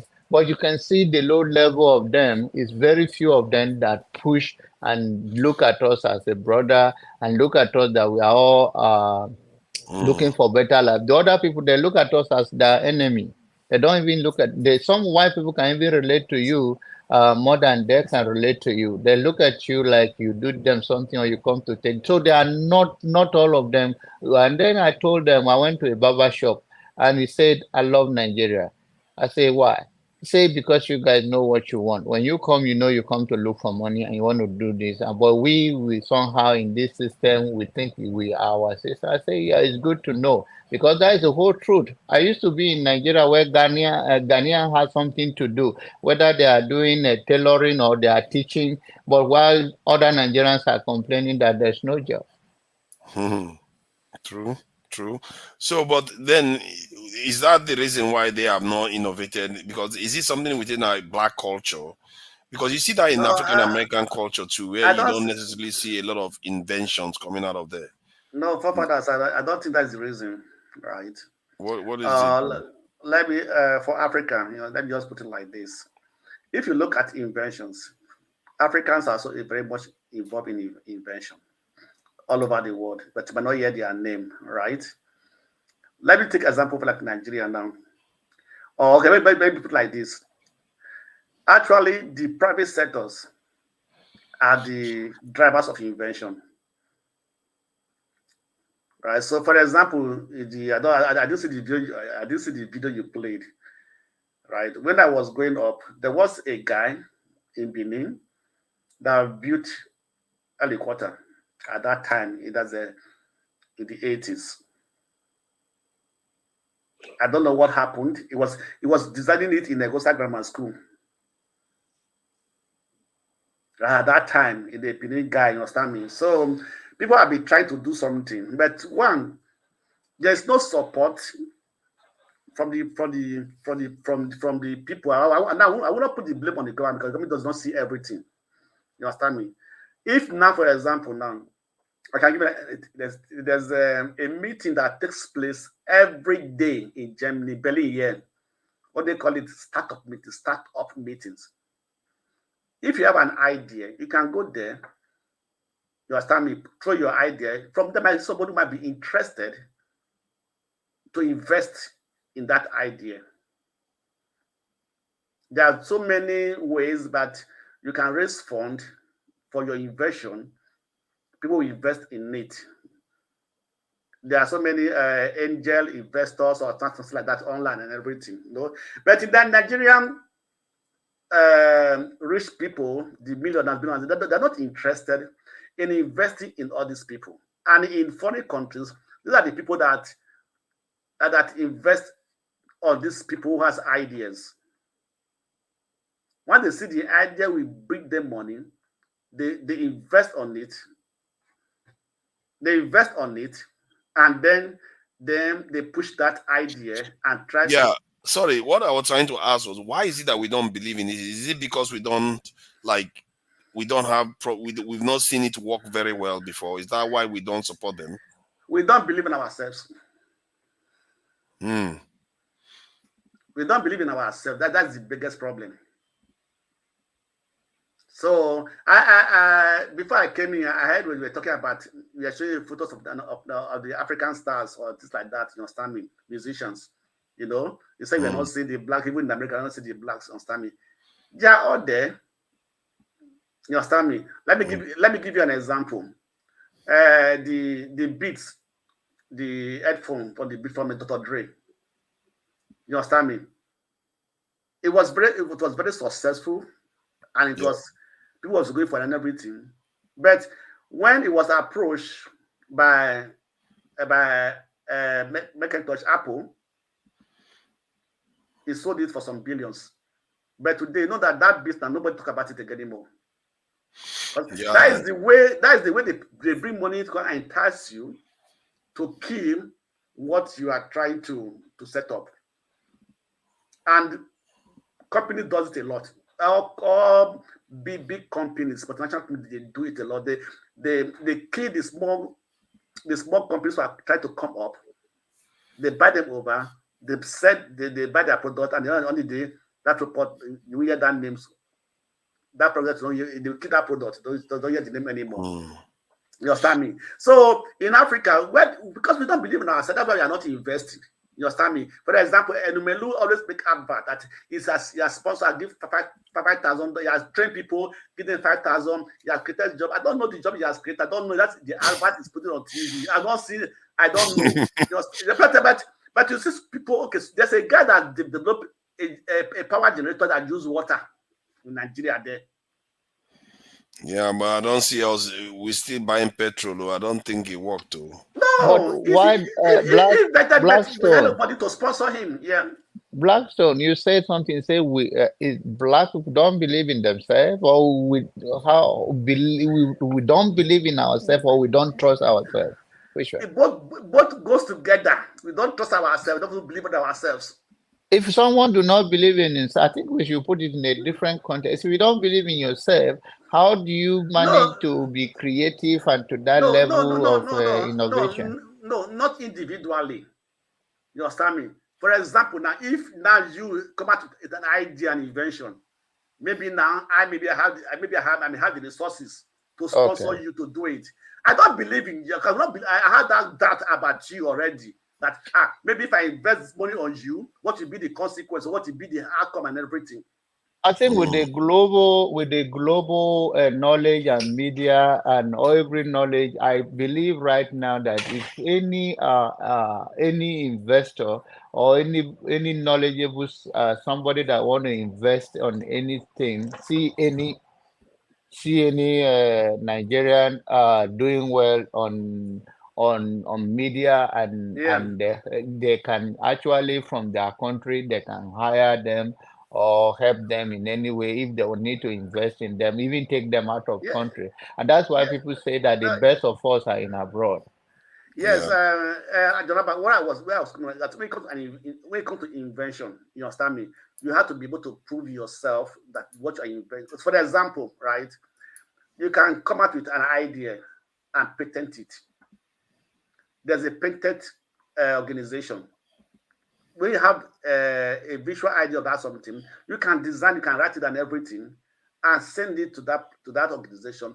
They will now take it and investigate it if there's any similar product already in the market. If it they now research it and send you their report. You understand me? So they will tell you the possibility. If there's already in the market, tell you this is already in the market, you understand, already being produced, but this may be the possibility. Yours might be better, might be what, but it that depends on you. You need to pay for the patent. The question is, they will just come and buy the patent. They will come buy the patent, so, is gone. Then you start all no, over. yes, again. because you have the right. You have the right to sell your patent. If you don't want to sell it, it is your own. Yeah, it sounds like you. One of the problems is that we don't have the infrastructure. We don't have the ecosystem to support some of these inventions by Africans. So you are forced to sell to them and let them keep it. Of Why course, we like it all over? like the Nya Panda. The Nya Panda was invented in university. I think one of the Nigerian university, right? But the lecturer or I don't know, the lecturer or the professor now sold it out to a Japanese company. You understand me, right? So that you are very right, because you don't have the resources. And how do we have the resources? It's the support from the very rich people. Want to put money the in. rich people need to be putting their money more in this Yes. areas. Do we have research centers? We don't have research centers in Nigeria. Why can't why can't somebody like who has money say, okay, let me set a research center, let me bring people, let them start to research something, and let's produce these things. I'm sorry, Blackstone. I one of your statement that I can say you are right. I said is that we don't trust in ourselves, not that don't believe in ourselves, and we prefer anything foreign or anything. We don't have a nationalist agenda, and we don't have a race agenda. What did I mean? Look at, you are talking about we don't have the rich people are not interested. No, they are. The level of bias, cultural thing that will happen in Nigeria. Look at how many uh, billions Dangote have invested in make sure he come with that company. See the challenges even while we are hearing that the Dangote refinery is producing petroleum now product. But you see that they increase the price is not benefiting the citizen as much as is expected because of such system we have in our place that even some people to discredit him. You not to discredit him. That is yes because of this problem. Right. yes so it's very discouraging, and then we talk about the culture and the mentality of the environment of even in Nigeria, the people you hire to work, because nobody can do it alone. In as much as you Yeah. come up with something, you will need people to work with To work with day you, and right. night. Yeah, at the end of the day you get disappointed because people have a biased mind. Oh, I can only work to lift this person up, and when I lift that person up, maybe I'll be trashed in in a can. And so there are many factors that play into where we are today. The bias, the tribalism, so many things Our that mindset, everything. that is the mentality of our environment. Because people are generally a product of their environment, and that have affected some investor. If you and then if they are to sell, that's why it's easy to just sell it if you come up with it. If than to continue with it, because you not have a team that will do it out of their good heart to build the They team work with you and to work with you. Yes, diligently. They put their exactly. effort and everything. Yes. So yes. So those are many factors that keep us where we are. Not that we couldn't have been a better society. And then also lack of foresight when it comes to the play out of government presiding to monitor issues. There's no government. There's a book I read. They said no God but gods. So in our society, it's just a society of oppression, There's nothing that they have to say, okay, after my generation, I would love to see this happen. I want to have a better world for my children, whereby even if I'm not here, my legacy continue, my generation and the next generation will remember me for this. Because you don't know the attitude, or you don't know what the next person that is coming after you is going to do. And this has also have affected the way that our government official role. It's like Yeah. yeah, it end with you when you are leaving, because every good idea you may have, as far as you leave, it's only God grace for some people to come to continue. And government is Community, not yeah. meant to just stop because you're one leader came for 4 years or 8 years and then that end. So we have a lot of issues that kept us where we are and have affected every aspect of our life. It's like, okay, well, let me, maybe A1 may be totally this one. Like today, my cousin was telling me that they complain about fuel today in Nigeria, that all the drivers are coming that the fuel they buy burn faster than the one they used to buy before. Can you? They said before they buy 5 liters or maybe 10 liters of petrol, it served them more than the petrol from Dangote refinery that they buy 10 liter. It burn faster than the old one. That's now what is coming out from Nigeria. As I was explaining to my cousin that I said, because the petrol that is produced is purer, it's more of a high quality than the one that we are importing. That is why it burns faster than the other one. You understand me? So that's not the complainer, they're all complaining. Yeah, but you can imagine when you invest, invest so much. There's this story that we even talk about it on this show. I think it's a tomato company that a Yeah, lady went and Erico, okay. Erica, Erica, I don't know. In as much as I believe that he went too far, but then you can imagine that he worked so hard competing with the foreign company with the power that being that is make sure that every product in our country is not good enough, even though they are more better, much better, they are of a better organic and better of everything. But you can imagine his frustration, in as much I believe that he went too far.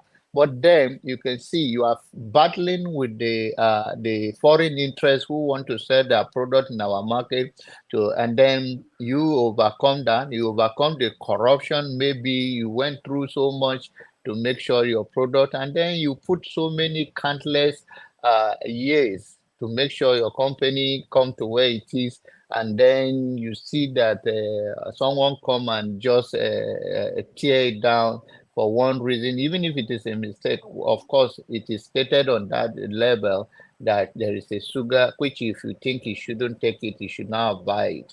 So there are many products in the market. If you read it, if you think it's going to cause you health issue, you can avoid it. There's sugar in the market. If you like, you can go buy sugar, and you can like, if you like, you don't buy sugar if you think it's not good for you. Salt, any other product.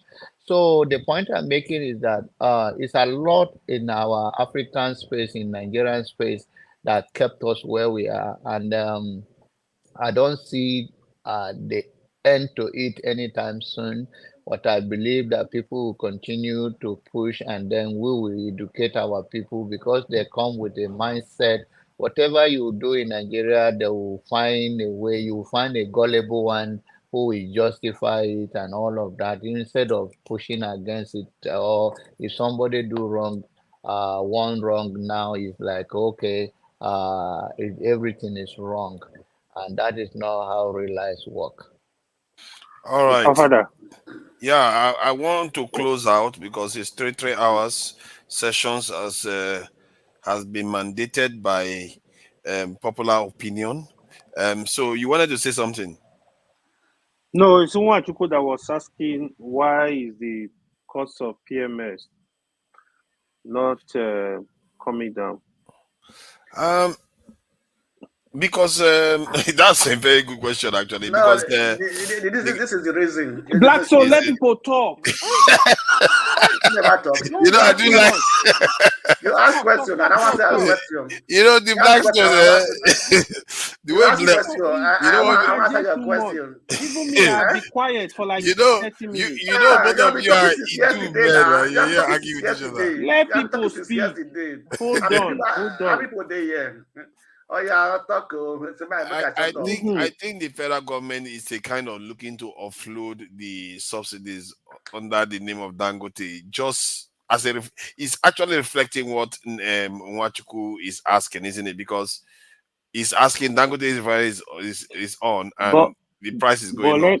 let me ask you this.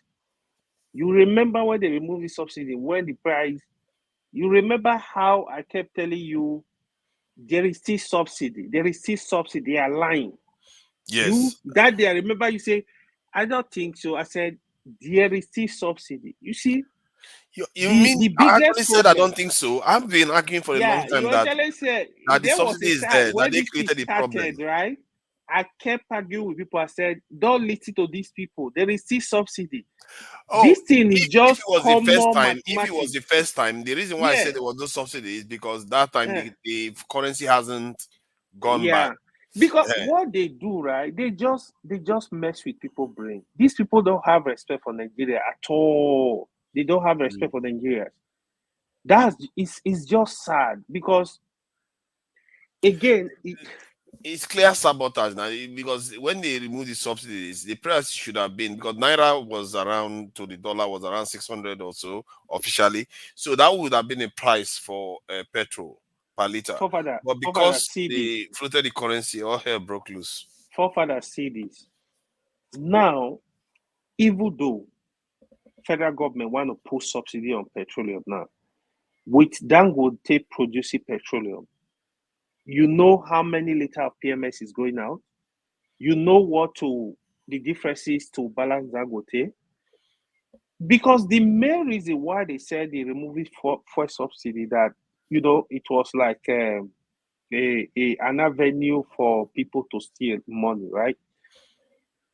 They have to, honestly, first of all, they need to put a stop. Nigeria, really, if we want to actually deal with the price in the international market, Nigeria cannot afford PMS without subsidy. It's going to be tough. Because the worst part here is what is going on right now. Dollar to naira is around 1,700. By this dollar, I don't see it dropping. I think by January next year, it's going to be around 2,000 naira. What that means, it automatically also push the pop price if they are dealing with Dangote. They are looking at it in terms of The dollar. price is not going to come down, the dollar value, because our demand for the foreign dollar now is gone down. I'm asking, why do you think it's not going to come down? Again, even the forex route, even the CBN, it's another. The more you look, the less you see. It's corruption that is the problem of all this stuff. That's because that's what I was saying too. Because I said it will take a level of direct deliberate damage to the economy to make sure this economy doesn't grow. Because you remove subsidy, you should have money in your pocket to defend the currency if you need to defend the currency or whatever else you want to do. You remove subsidy, you should have a wiggle room to do other. And I mean, Dangote Refinery is coming on stream to help reduce the demand for dollars. That was the reason why we are defending the currency in the first place. That is coming on stream now. Dangote has come on stream, and they still want to find a way to make it even more expensive. If they do that, it's like it's like multiple times over they sabotage the economy so that it doesn't grow. If you are correct that a year from now the currency will be 2,500 or 2,000 naira to a dollar, it just tells you what you need to know. This is utter sabotage. There's no reason why it should be that way. Yeah, I agree. How can you be manufacturing petrol in your country? You are exchanging with naira and everything, and your currency should be appreciating. Some It should be people will appreciated. So where is the capitalize on demand that. coming from? Oh Some people will man. capitalize on it, looting more money. That said, though, AY, Mm. an expert on TVC did some analysis, which I tend to, by default, if Tinubu doesn't find a way to get in there to ruin it, too, I suspect that may actually mean that the Nigerian currency will appreciate, because 30% of our foreign exchange demand comes from buying petrol. And if Dangote is supplying all the petrol we need, that is massive drop in that demand. And the currency doesn't, if the currency doesn't improve, Nigerian people should go to the Aso Rock and sleep there. Just don't bother. These people don't do anything because they are just there to destroy you. There is nothing. They don't bother with anything, because how can you reduce demand of dollar by 30% and the currency still depreciates? There is then where is the demand coming from? That is some serious sabotage of the economy that is going on there. A lot of speculation, a lot of harvesting of resources. Basically, the ultimate round tripping is going on. And yeah, it's round tripping. I just hope that doesn't happen. I hope your vision doesn't come to vision, because and he's going to lose the election. What makes you think he's going to allow that to happen? That would be too much. If the dollar goes to 2,000 naira per dollar, that would be too much. You can't win an election with that kind of record, from 600 to 2,000. And cost of living. Somebody was telling me today that that cost has gone up too much for them. That the Cost of living is high. It's when very I was high. in Nigeria, petrol was around 600 and something. Now it's Yeah. 1,000 something. It's crazy. That was just 2 months ago. Bro, to fill a tank now, you started Hmm. from like 70K. That's just 2 months ago. What these If people you are have putting small car. Nigerians through, what they are putting Nigerians through is just wickedness, just downright. Man, I don't know what And kind of cost leaders we have. of everything, food is going up. The sacrifice is So almost for nothing. That's what annoys me the most. if you earn 500,000 naira in Nigeria now, you are actually in the poverty range. Yep. You are going to struggle, to survive. Say 500K with, say, 3 members of your family. Yeah, it's not easy. You can't make it that way. You better not be traveling around. Don't use Oh, you can't go anywhere for sure. don't use petrol. And if you are lucky, and electricity now too has gone up. When I was in Nigeria, I was right there. It went up almost this thing from around 30,000 to 90,000, 80 something thousand. That's the last time I paid. Within how many months? The scale at which is by increasing costs on Nigerians. It's like they are trying to force us to go and tear the whole place out. I don't know. And then Showore wants to go and protest. He went and end back governance. That's where he started off with. I feel bad for Nigerians. I really feel bad for Nigerians. I like what Aisha said today, that if she finds somebody better than Peter Obi, she's going to join that person instead.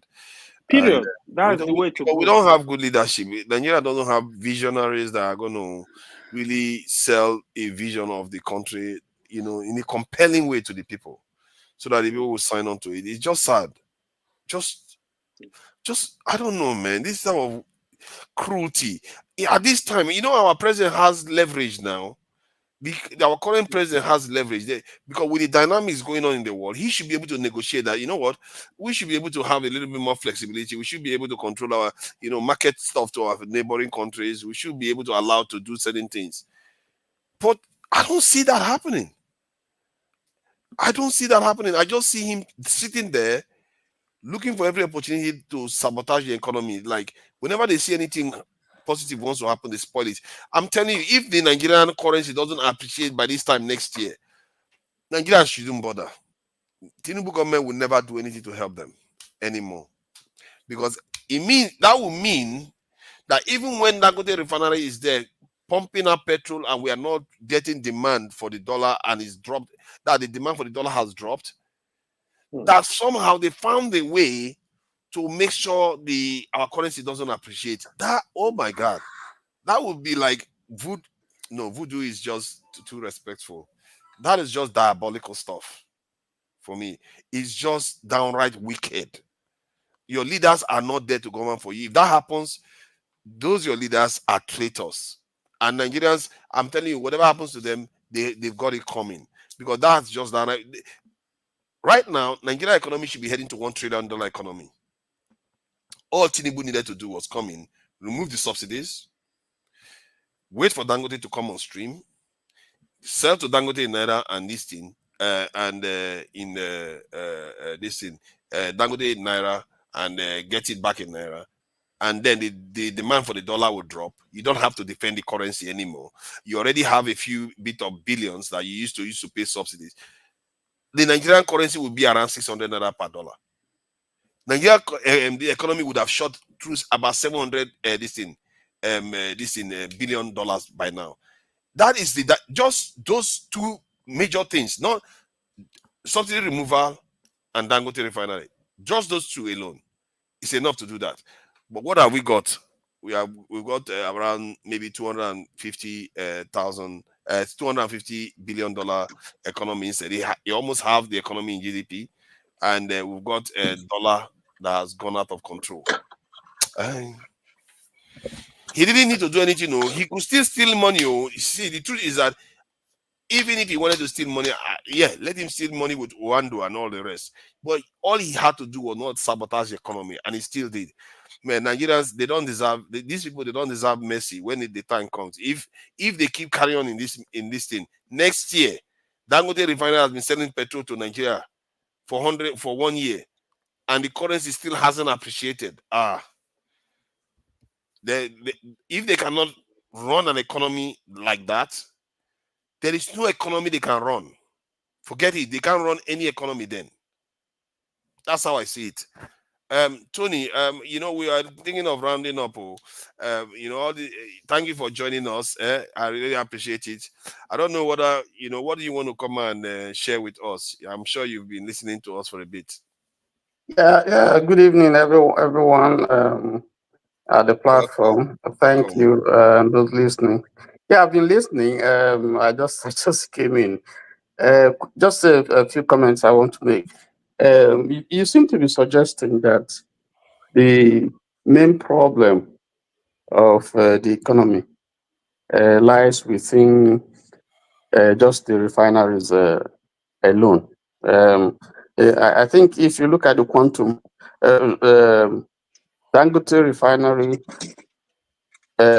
only refines. So the amount of oil the crude that is given to it is what it refines. So it doesn't, and then sells. If you look at the problem that the man has been having with people in the upstream,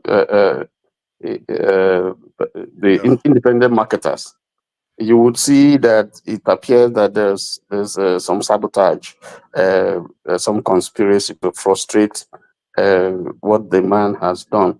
The relief that is supposed to, that the economy is supposed to enjoy, we haven't seen. But fundamentally, my thinking is that if your industrial base, you're not producing, you're basically a consumer nation. So the pressure is more on the fact that factories are closing down. So there's reliance, the quantum of imports that Nigeria engage in is draining your foreign exchange, impacts negatively on your foreign exchange capability. So,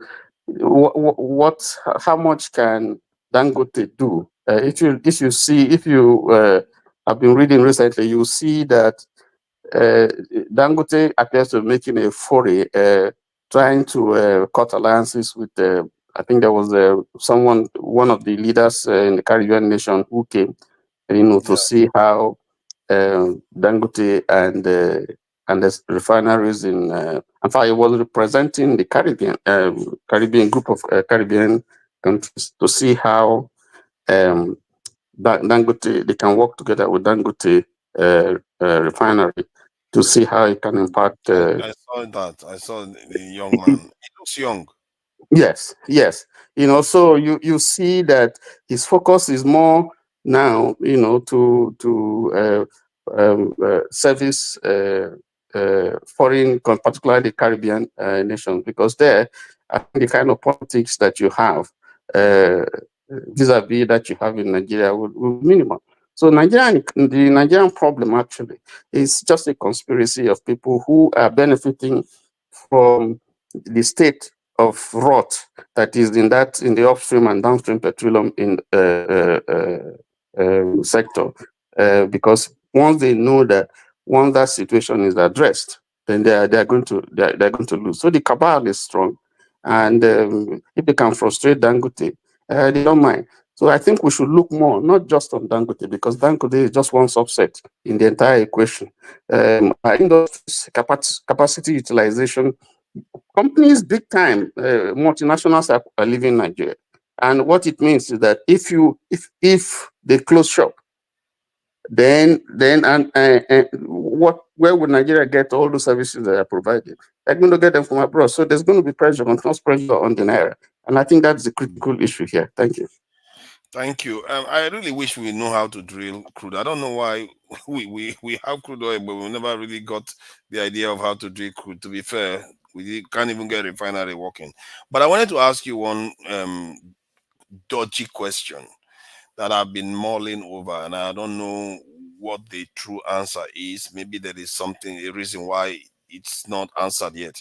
The question is, if the Nigerian government gets crude oil now from the IOCs, then take into account the amount that goes to the IOCs, the cost that goes to the IOCs, and decides to charge Dangote that in the form of naira per barrel to Dangote. It says, okay, I'll charge you in naira the price that the IOCs take from it. Instead of charging Dangote, let's say $80 per barrel, it comes down to $40 per barrel. And Dangote then processes the crude oil and gives it to refined products and gives it to us as at half the price that he would have charged us normally.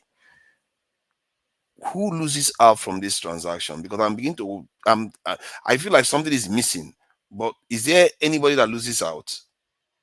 Well, that's a very good question that you asked. Dangote is a businessman, and he's not going to run the investment that he has put in there. At the end of the day, he has to make some profit. So he's not going to, because he loves Nigeria, quote and unquote, and then therefore he will sell at a loss. The entire business will crumble. So I think the issue here is, if you initially there was this is it quarrel over should you sell to Dangote in foreign currency or should you sell to him in local currency? But I think the intervention that the government could have made, if he wants to actually bring down the subsidy thing that we're talking about, should have been, should come from offering incentives to Dangote. I know there have been some tax breaks and stuff like that, that has been offered to the Dangote consortium for this. Yes, but I think that's more. If someone who is going to that kind of large investment, this is a very gigantic investment. I think there's no bigger than any refinery in Africa. But where does he lose? Where does he lose money if we sell it to him at a cheaper rate and he gives it back to us at a cheaper rate? If you sell crude to him at a cheaper rate, and then he refines it. Well, I don't have the statistics of what it costs him to refine. I mean, what eventually, after the entire process, what it will come to in terms of naira. And then, of course, he has to put his own gain and pass. I mean, he's not going to sell it at. I have the cost. It's supposed to cost him about $0.52 dollars to process. So to process that stuff, but that is taking into account the cost of the crude oil. But if the crude oil is halved in cost, yes, then that $0.52 dollars should come down in price to maybe to around $0.3 dollars. And if that is the case, and he sells it to Nigeria at somewhere around $0.3 dollars, it means the price at the pumps will be less. So I've asked that question, and the funny thing is that I even saw a union in Nigeria make similar proposals that why is the Nigerian government not selling it to Dangote at a cheaper rate so that Dangote can give it back to us at a cheaper rate? Why do they have to sell it to Dangote at international price? Yeah. So those are the issues. That's what we are saying. If you want, if you want to subsidize, for someone who, I mean, I was listening, reading something sometime when Dangote appeared to be regretting for actually going to that venture. It would have paid him better to have done it somewhere outside Nigeria than it is now. So, but I think that if you want to address the current issue, Dangote, question you ask is what's happening now in that sector? Does it inspire anybody, any private investor or any entrepreneur to go and start a refinery It here turns out in that Nigeria? four South Korean companies are looking to build. South Korean company is looking to build 4 refineries all over Nigeria. I saw a news of it just this evening while I was looking. So it looks like Nigeria is about to get greedy billionaires looking for money from Dangote. But now that they see that Dangote what has worked, they want to start building refineries all over the place. Yeah, but If they do, thank God. they're looking at the market because there's a great market. There's a good potential here. That's one good thing that we have. But the point is that how much do we consume? I'm not sure that statistics. We have that statistics. What is being consumed, annually or monthly basis? We don't have that statistic clearly. How much we produce and sell? I think it continues to remain a mirage. If you remember when Sanusi was the central bank governor, there was an issue, and NNPC has always been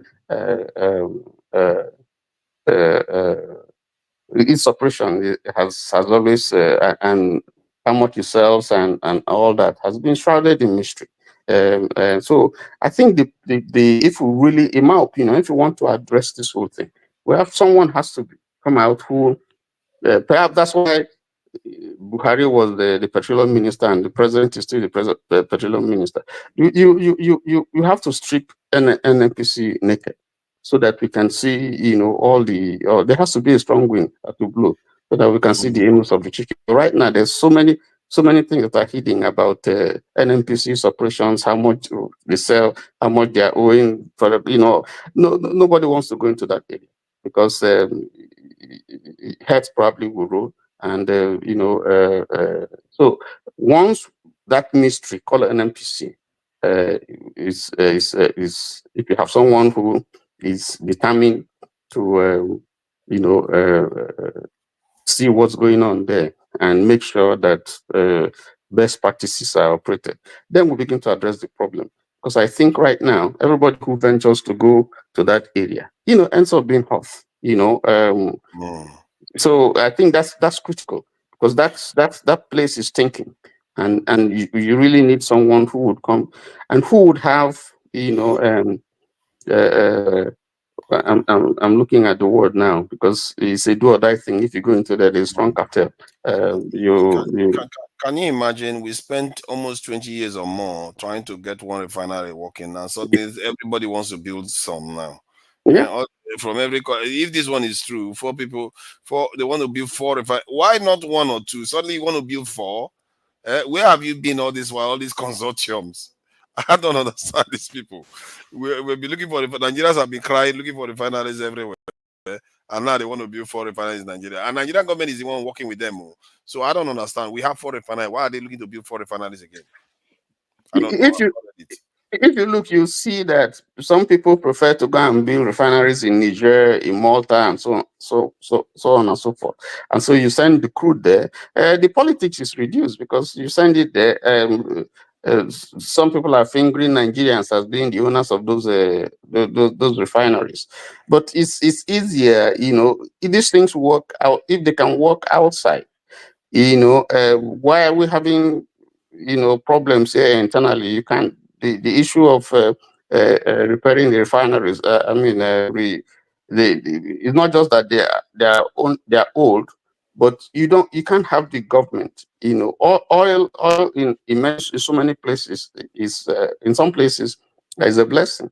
But you see that Nigeria, it has become a cause. The same thing, you go to Zamfara, for instance, we have, a huge mineral deposit is a cause. So there's a stranglehold by this cabal who would not want, because that's a cow, that are milking dry, and Let, let's bring Jonaba in regarding that question. I keep asking this question because I want somebody to give me somebody to put me out of my misery and tell me what is Nigeria going to lose if we sell this crude oil at half the price to Dangote, and Dangote give us the petrol at a cheaper rate. In other words, Nigerians will pay lesser at the pump. Why would Nigerian government want Nigerians to pay more at the pump? What do we have to gain from that? Jonaba, please, if you have anything to put me out of my misery, let me know. Just like the young man was explaining, I think it's all the interest. You just made a statement now that we are out of refinery for the past years, 20 years, and now that Dangote has built its own, now we are having those foreign companies are trying to say they want to build four refinery. And by the way, in 21st century, when we are trying to do away, other developed countries are trying to do away with all of that. Now, suddenly, Nigeria is still struggling with petroleum as the major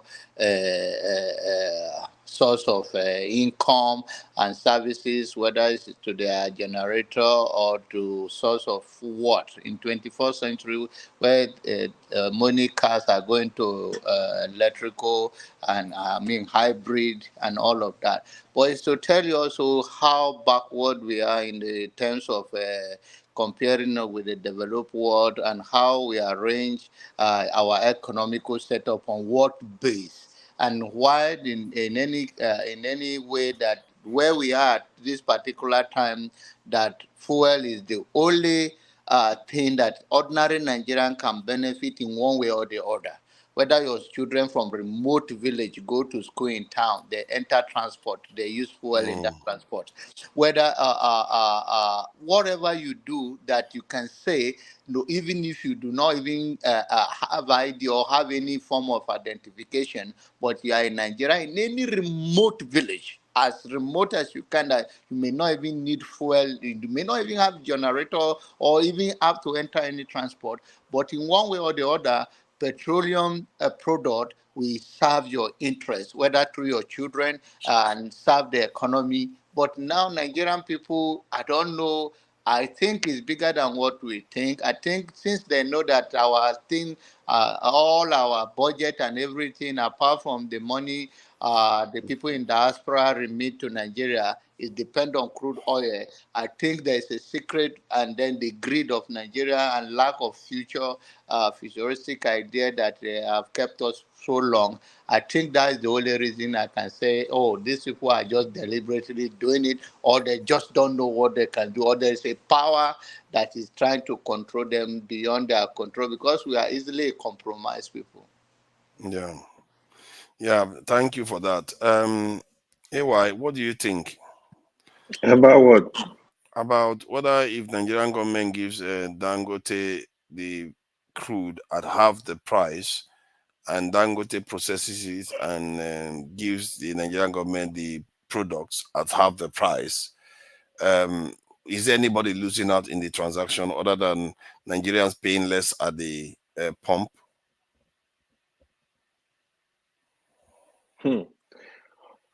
Well, so basically, you see, again, I need to go back to the root. The problem about all this stuff is because of lack of transparency. I think that was what Mr. Tony said. Like, lack of transparency, even the government officials, they are involved in all this criminality, you know what I mean? They don't just want Nigeria to know what is going on. They don't have mercy on the common man. If they have pity, really, they will be able to. I said that earlier, right? Now, part of the biggest problem we were having before now, when you hear subsidy, So, for example, they don't know the amount of like the million liter of PMS the Nigeria people are consuming every day. So this is a problem. So they inflate this number to get more money. So except you have a system that will be devoid of corruption, that will monitor the whole process. Now, federal government can say, okay, even if you have to supply Nigeria people 2 billion barrel of oil, liters of PMS, we can come in and still subsidize. Okay, we pay you the difference, whatever it is. No. No. This is not subsidies. This is quid pro quo. You give them the crude oil at half the price because Dangote doesn't have to pay a higher amount for the crude oil. He too gives us the petrol at a lower price. You see what I mean? No, you still gotta do it in the form of subsidy because Nigeria is not But the why only is it market. subsidies? Hold on. Nigeria is not the only market for Dangote. Dangote need to also export petroleum. Oh no, that we know. I'm talking about the one you have to calculate it based on what Nigeria And the gets. corruption we see coming. Now that's what we see say. So now you say, for example, okay, Dangote, we giving you for example, 10 million barrel of oil at 500. Okay, give us the equivalent in PMS in liters at say even 700.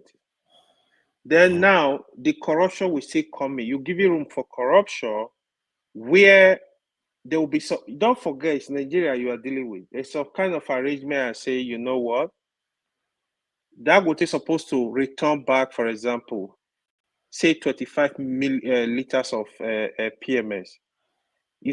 They are now working in cohort to take 10 million out of that 25 milliliters. Say, you know what, go sell this to Ghana, we get our share. You gotta evolve corruption still.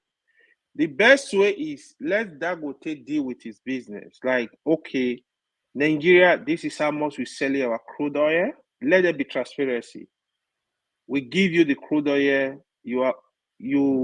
We buy PMS from you. The difference is you cannot look at it and say, okay, Dangote, Nigeria government are holding you this. Take this. So Nigeria needs to I think your come here and argument. subsidize. I think you made a quite a cogent argument. Because Because of corruption. if you deal with it like that, you're gonna open room for corruption. Because the biggest problem we face with subsidy was the volume of PMS going to the public. So what they do, for example, the independent marketers, we take subsidy, take the petrol, move it to Ghana, move it to Cameroon, move it to Africa country and sell, but they are still collecting subsidy. But that petrol is going to another country and you still sell it and make money at almost international market. I think that is a valid So point. there are a lot of loophole. Because this is why our fuel consumption was inflated. Because it was inflated, so they can exactly. get more subsidies out of it. That is what I got from your argument. Yeah, Because so if now they give it to Dangote for half the price, then you are giving them leeway now to say, okay, instead of just Dangote needing 2 million barrels, they will say Dangote needs 4 million barrels. Yeah. So that the extra 2 million, they can now go and sell it at a higher rate somewhere else and make it whole. The biggest solution to the petroleum industry is you have a president, you have a petroleum minister that is ready to work for Nigeria. But I can find a way around that though. What if, let's say, no matter how much petrol they demand for this in Dangote demands, but the federal government gets back the same amount of this thing, because let's say you give them 2 barrel, they give you 2 barrel of petrol back. You give them 2 barrel of crude oil, they give you 2 barrel of petrol back. So you have that number where no matter what happens, no matter what you give to Dangote, they cannot go and sell it out there because you are expecting a certain amount back from them, and that's all you need to look out for. So if Nigerian government, let's say Nigerian government, they went and say, okay, they got so many this in that they need a lot of crude oil than Nigeria actually consumes. What will happen is that Dangote will just supply Nigeria a lot of petrol that we don't necessarily consume. Then I guess to an extent, those people cannot take that petrol to go and sell it in the neighboring countries, and they will make money out of it. Yeah, So Nigeria what I was explaining, you let me just say it. What I was saying in summary is a complete deregulation. Complete deregulation. When you do complete deregulation, if anybody want to buy PMS for that, they go and buy now, take to Ghana now. Open the sea. Oh yeah, take it. No, I do It's get. that You simple. know what? You are giving me, but then this is a problem of corruption, not a problem of whether the idea could have worked. You dealing with Nigerians problem can't of deal with anything corruption. because of corruption. They can't even do anything good for themselves. Corruption It's everywhere. complete deregulation. You got to do it. Yeah, but are you sure this deregulated system that you are talking about again will not have an element of corruption with the fact that they set the corruption will be highly reduced. Okay, Boa refinery is also coming up. When you deregulate the market, even the refinery will be forced to go into competition and give a competitive price to the marketers, that will take their PMS away. You need to open up this. Now, federal government can now look for a way to come in. Okay, how do we help the people? The subsidy we're talking about must not be in petroleum. If assuming we have electricity right now that people are actually consuming, you can monitor it, is the easiest way to even put subsidy. So you can say, okay, you know what? The first how many kilowatts, you just make it free. If you use more than this, you got to pay the government. You reduce the price. Say, okay, the first so amount of kilowatts, you make it like, okay, 50 kobo or 1 naira, as the case may be. You just kind of reduce it. There are ways to actually put subsidy to the economy. You know what? I'm quite impressed with your answer on this one because a lot of people have been struggling with it. Even Kulata, that guy is useless. He couldn't even answer this question. But I knew I knew there was a hole somewhere that I'm missing, and that's why I keep asking, what is this hole? Because something is missing here. So, but in the end, the problem is corruption. That is at the core of it. It's corruption. We That's cannot what get you need to deal with. cheaper petrol. Yeah. Nigeria wouldn't have anything to lose if they had done that. But because of corruption, we will lose that money. Corruption. Then again, we'll lose that money. Man, that is sad. Corruption is literally costing us. Unbelievable. If you look at the history of Nigeria, in terms of managing public utilities and so on, they've never been good. Nigerian Waste is there, refineries are there, name it. Or also, the critical question will be, what is ingrained in this system that is killing all these management of all these investments that we have put out. How is it that years back we were able to manage it and today we're finding difficulty? Very good question. Yes, I think the moment the government begins to totally hands off from, look at the naira that you say is but from time to time, if strictly you want the naira to float, the economy will die because the economy is on life support. So from time to time, you see the CBN coming in, to intervene,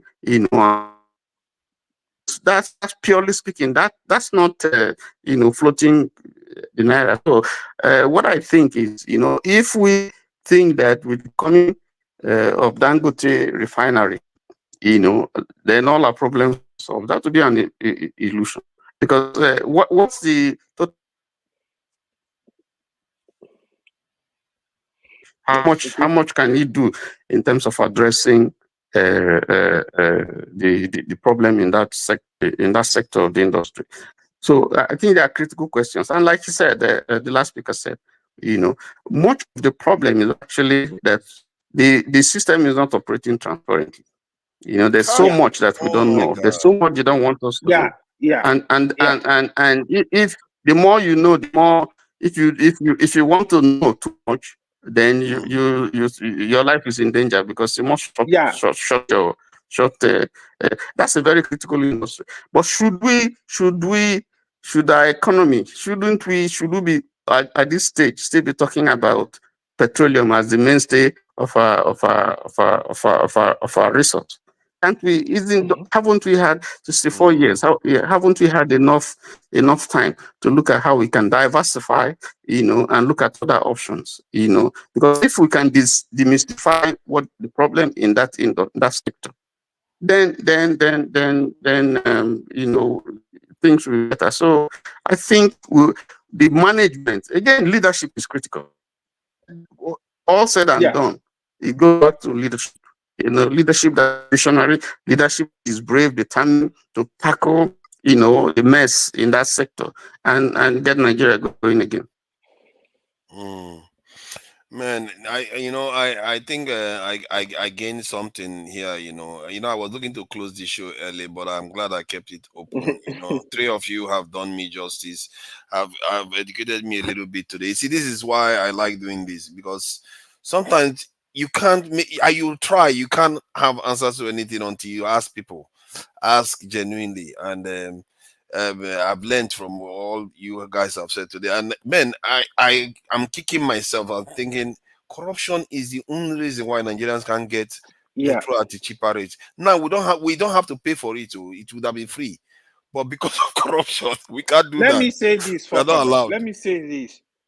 When Tinubu removed the subsidy, the very first section we had, my argument was it's not out of place to remove subsidy. It's not out of place to have naira float. The problem with it is how Tinubu handled it. The simple thing is, you are dealing with country. See, for me, I'm not an economist. Common sense will tell you when you float the naira, when you remove subsidy, what is happening today, the hunger, the poverty is going to happen. That is why you need to actually put people that know what they are doing, put economy, put people to do research, to go into it and say, okay, how is it going to affect the people? This was the whole problem. You got to look at the numbers. How is it going to affect the people? Okay, now, because of the corruption, can we move the subsidy? Can we redirect the subsidy in such a way that it's going to be beneficial to the people, to the common people? These are all questions you need to do research around it. That was why when it's suddenly like, boom, subsidy is gone, boom. That is why you see everything was just like, boom, boom. That is expected. So that was where the mistake is coming from. Even till now, they don't have plan. They just do things. People just do things. They don't have plan. You don't have. Even if I don't know how we think. I think Even if you want to, even if you want to. AY. AY. Yeah, I think he can hear you. Yeah, I can hear you. Okay. Don't have plan is not an issue. The plan is that it's corruption. There is no way you can say they don't have plan. I always say that nobody become a leader purposely want to fail, but you fail because you fail to plan. They have plan, but their plan is to Nigerian PLC, chop by chop. It's our chop turn. by chop. So they don't have any plan for the masses, for the Nigerian people. How do we improve our people's life? How do we make ourselves competitive in 21st century? How do we build our infrastructure? They don't have that, but they have planned how they can share the resources of Nigeria. And that is the agenda, and that is the whole problem we are having. And because we have a very poor judiciary system that is as corrupt as those people there, that they cannot hold anyone accountable, and that is why the evil, the unqualified evil, is being carried out by those people that even I believe that there will be well-meaning Nigerians in them, but in anything is that they say that when one of your finger touch the oil, the rest part will not deny it. So the plan is that Nigerian people should know that these people have plan, but the plan is not to do you any good. The plan is not to do your life better. The plan is not to improve any standard or make us competitive as a nation. The plan for these people is to embezzle the money, enrich themselves, and we cannot even trust ourselves. And the reason is based on no consequences for what they are doing. Every society have corruption, but at least people do something for their own citizens that they will look up to, even for their namesake, and that's what we are lacking. Yeah. Nice one. Jefferson, you came late. I'm sorry. But what have you? I'm sure you've been listening to the conversation, and what do you think about what you've heard so far? I don't know what I've seen you here before, though. First time I've seen him. Go ahead, Jefferson. Is he talking? We can't hear you. We can't hear you. It looks like your mic is somehow muted.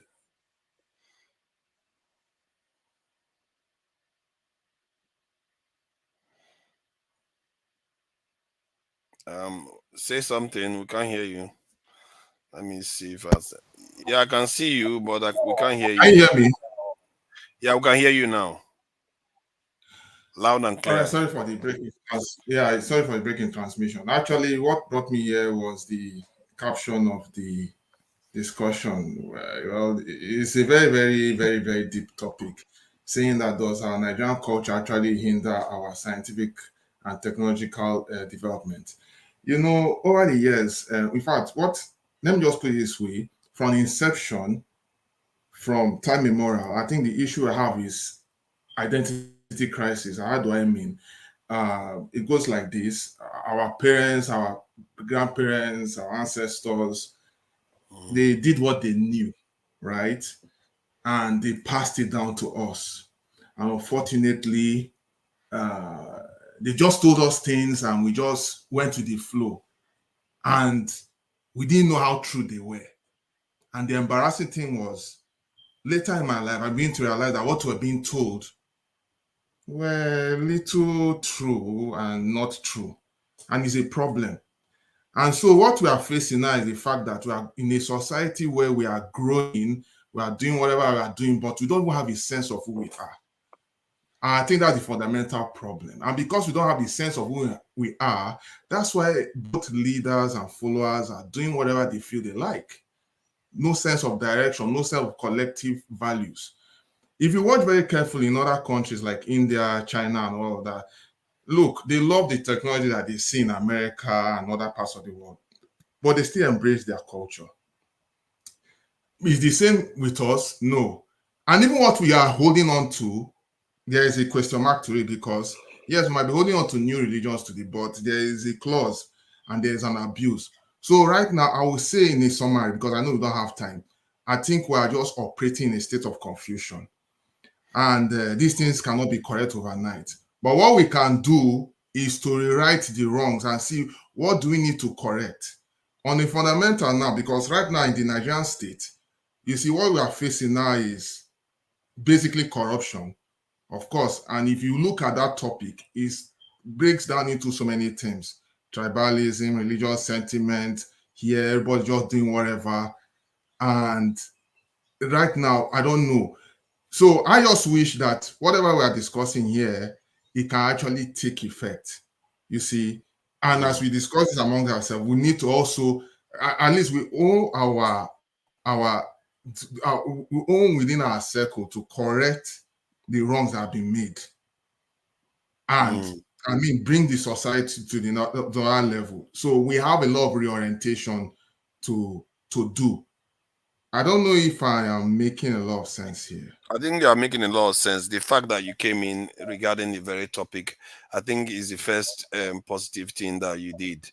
And I think a lot of us are beginning to realize it. And I think we should be doing more of it, these type of conversations, because they are the vital ones that we need to have.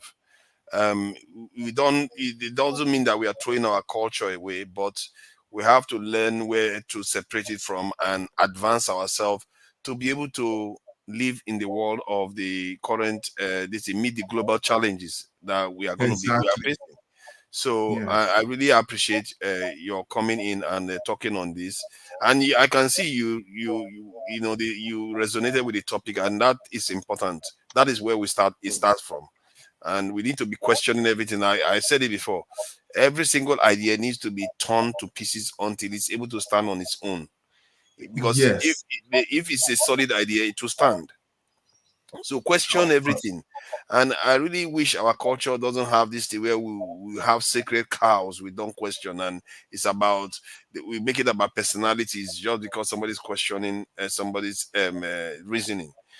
If you Yes, question your and that reasoning, is if your where reasoning our is problem strong, is. if your reasoning is strong, it should be able to stand on its own.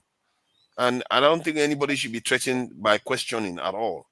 And so I really appreciate you for coming in. Please round up. Oh, okay. So, like just like you said now, no. So people cannot be questioned. Nobody gonna ask. So now let me just bring it to the Nigerian state. I don't know. Most of us are privileged to be in other parts of the world now, by way of jackparing and all that. So we see how things are done in Europe. We see how things are done in America. We see how things are done in Australia and so many other countries. And what are those things? Someone like Biden can come out in a town hall meeting or make a policy, or they can just say one thing, and they sit in and say, "Oh, Mr. President, I heard that you passed a what they call it. You passed what they call those things. I heard you passed a what they call it an order What's it that." called? Americans, all the Americans, where are you? So they call it and for what That but physical, A they bill. pass- yes, it's called a bill, but it's an executive order. okay, Let me okay, just okay. away on the layman's language. Oh, I heard you passed an executive order concerning deforestation. I feel an American citizen can question him. Oh, he say, okay, I feel that is not right. So can you tell me why you are doing that? And don't you think you need to consider? So the citizen is asking question. At least the citizen is worried about his country. And then you see because the American president is aware that he's answerable to because the president knows he's answering to the citizens, he has no option than to answer the question. And that's a culture that the developed society have developed over the years. Of course, I'm talking of the one that we know. That is because the people put him there. If you have a situation where someone came in through the window instead of through the door, he doesn't have to. He won't listen to you. I mean, you didn't put him there, so you don't have a hold on him. Sorry. You are right if that's the person puts him there. But again, look at it this way. There is, how do I put it now? He's that's so if whether the person put him there or not, but he must answer because they have a policy that he must answer to the people. Because I mean, they have a system where people ask questions. They don't. It's not as if it's 100%, but there is a questioning. People must ask questions. Unlike, let's fast forward to here, where our president will just say subsidy is gone. Nobody questions him. Nobody once he makes just let's just go back memory lane. Look at what happened in Buhari's regime, where they were doing whatever. No one could ask Buhari any question. In fact, once Buhari passed like this, he behaves like Darth Vader. If you guys have watched Star Wars, if you have watched Star Wars, that movie, you know when Darth Vader is moving around, you dare not question him. If you question him, he will just do his hand like this and just strangle you. Seriously, Yeah, it sounds is crazy, that but what that's you, what you think Buhari is? Buhari half of the time was in the hospital, but I don't know. Okay. So the guy will just come, he'll be like, he will just come. Anything we Buhari say it is. He will say, that small dot in that small dot in a hole. I'm going to just talk like that. Nobody questions him. They will say, oh, let's follow the body language of our president. Yeah, We follow the body language. See what we did today. So the guy committed so many things, and they say, oh, it is Buhari that did this. But nobody is questioning him because he's ex-president. They are immune. Anyway, the story for another day. I don't want to go into the complication. Thank you. But let me just finish. Well, we cannot question these people, right? But what we can do, we can work within ourselves to correct the wrongs by doing a reorientation and then working on our strategy. Is there a way we can reach out to the citizens, the Nigerian citizens, and help them see beyond 5,000 naira, 2,000 naira, 1,000 naira? Let us start from there first. Because if you look at the last election that happened, I will not lie to you, I was very, very disappointed. Even with the extreme hardship, people are still doing APC, PDP, or whatever. But again, we're in a world where everybody makes their choices, do whatever they want to do. So you cannot, everybody's entitled to do. If you watch very carefully, that's where we are now. Everybody does whatever they want to do. So I was kind of disappointed. And then if you look at it, then of course, why Labour did not even get more votes is because they say that the Labour Party guy did not share money. But like I said, it's a story for another day. Can we there is a backstage where you can Jefferson, there is a backstage where you can have conversations with like AY, Jonaba, and Tony OK. So that because we do go backstage sometimes, but I was supposed to end 3 hours even. It looks like I keep in the rules. So but it's all good. But I've learned, and maybe I shouldn't openly be saying I don't regret not ending it, but I did learn a lot in the last 1 hour. And that question that I've been asking it all week. Nobody answered it. And now I'm going to go and digest it like a student that has just been educated. I'm going to digest the information from what I've learned today. All right. Thank you, gentlemen, for coming in. John Abba, I really appreciate you. As one of the multitude of Abbas, I really appreciate you. Nobody should mess with Abba. The Abba family is massive. Tony, okay. Thank you for joining us. I really appreciate you for coming in. I've not had you on a panel that I was present before. Thank you, I appreciate it. And AY, as always, thank you for joining me today on the panel.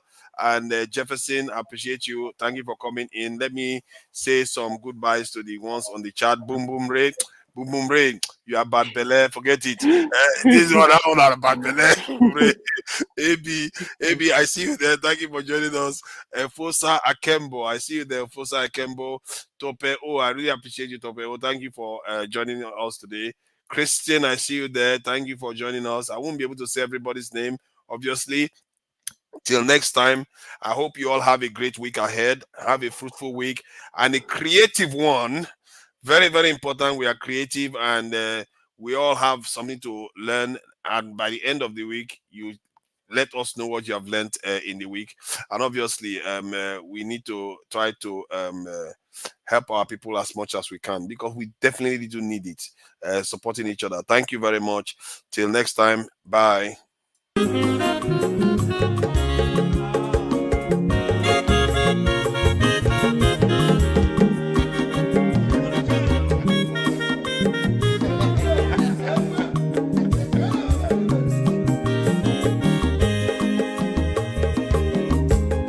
Onye ọma zoro obi o, akwa nwa zoro obi o, Max ịbịa bunye gokwanụ m n'ofu ube n'azụ ụlaga n'ịbịa zigo, mmanwụ ụlaga do n'ịbịa zigo, akwa nwa ilochi o, biko rapụ zoro ka ọ nabazi ya. Onye ọma zoro biko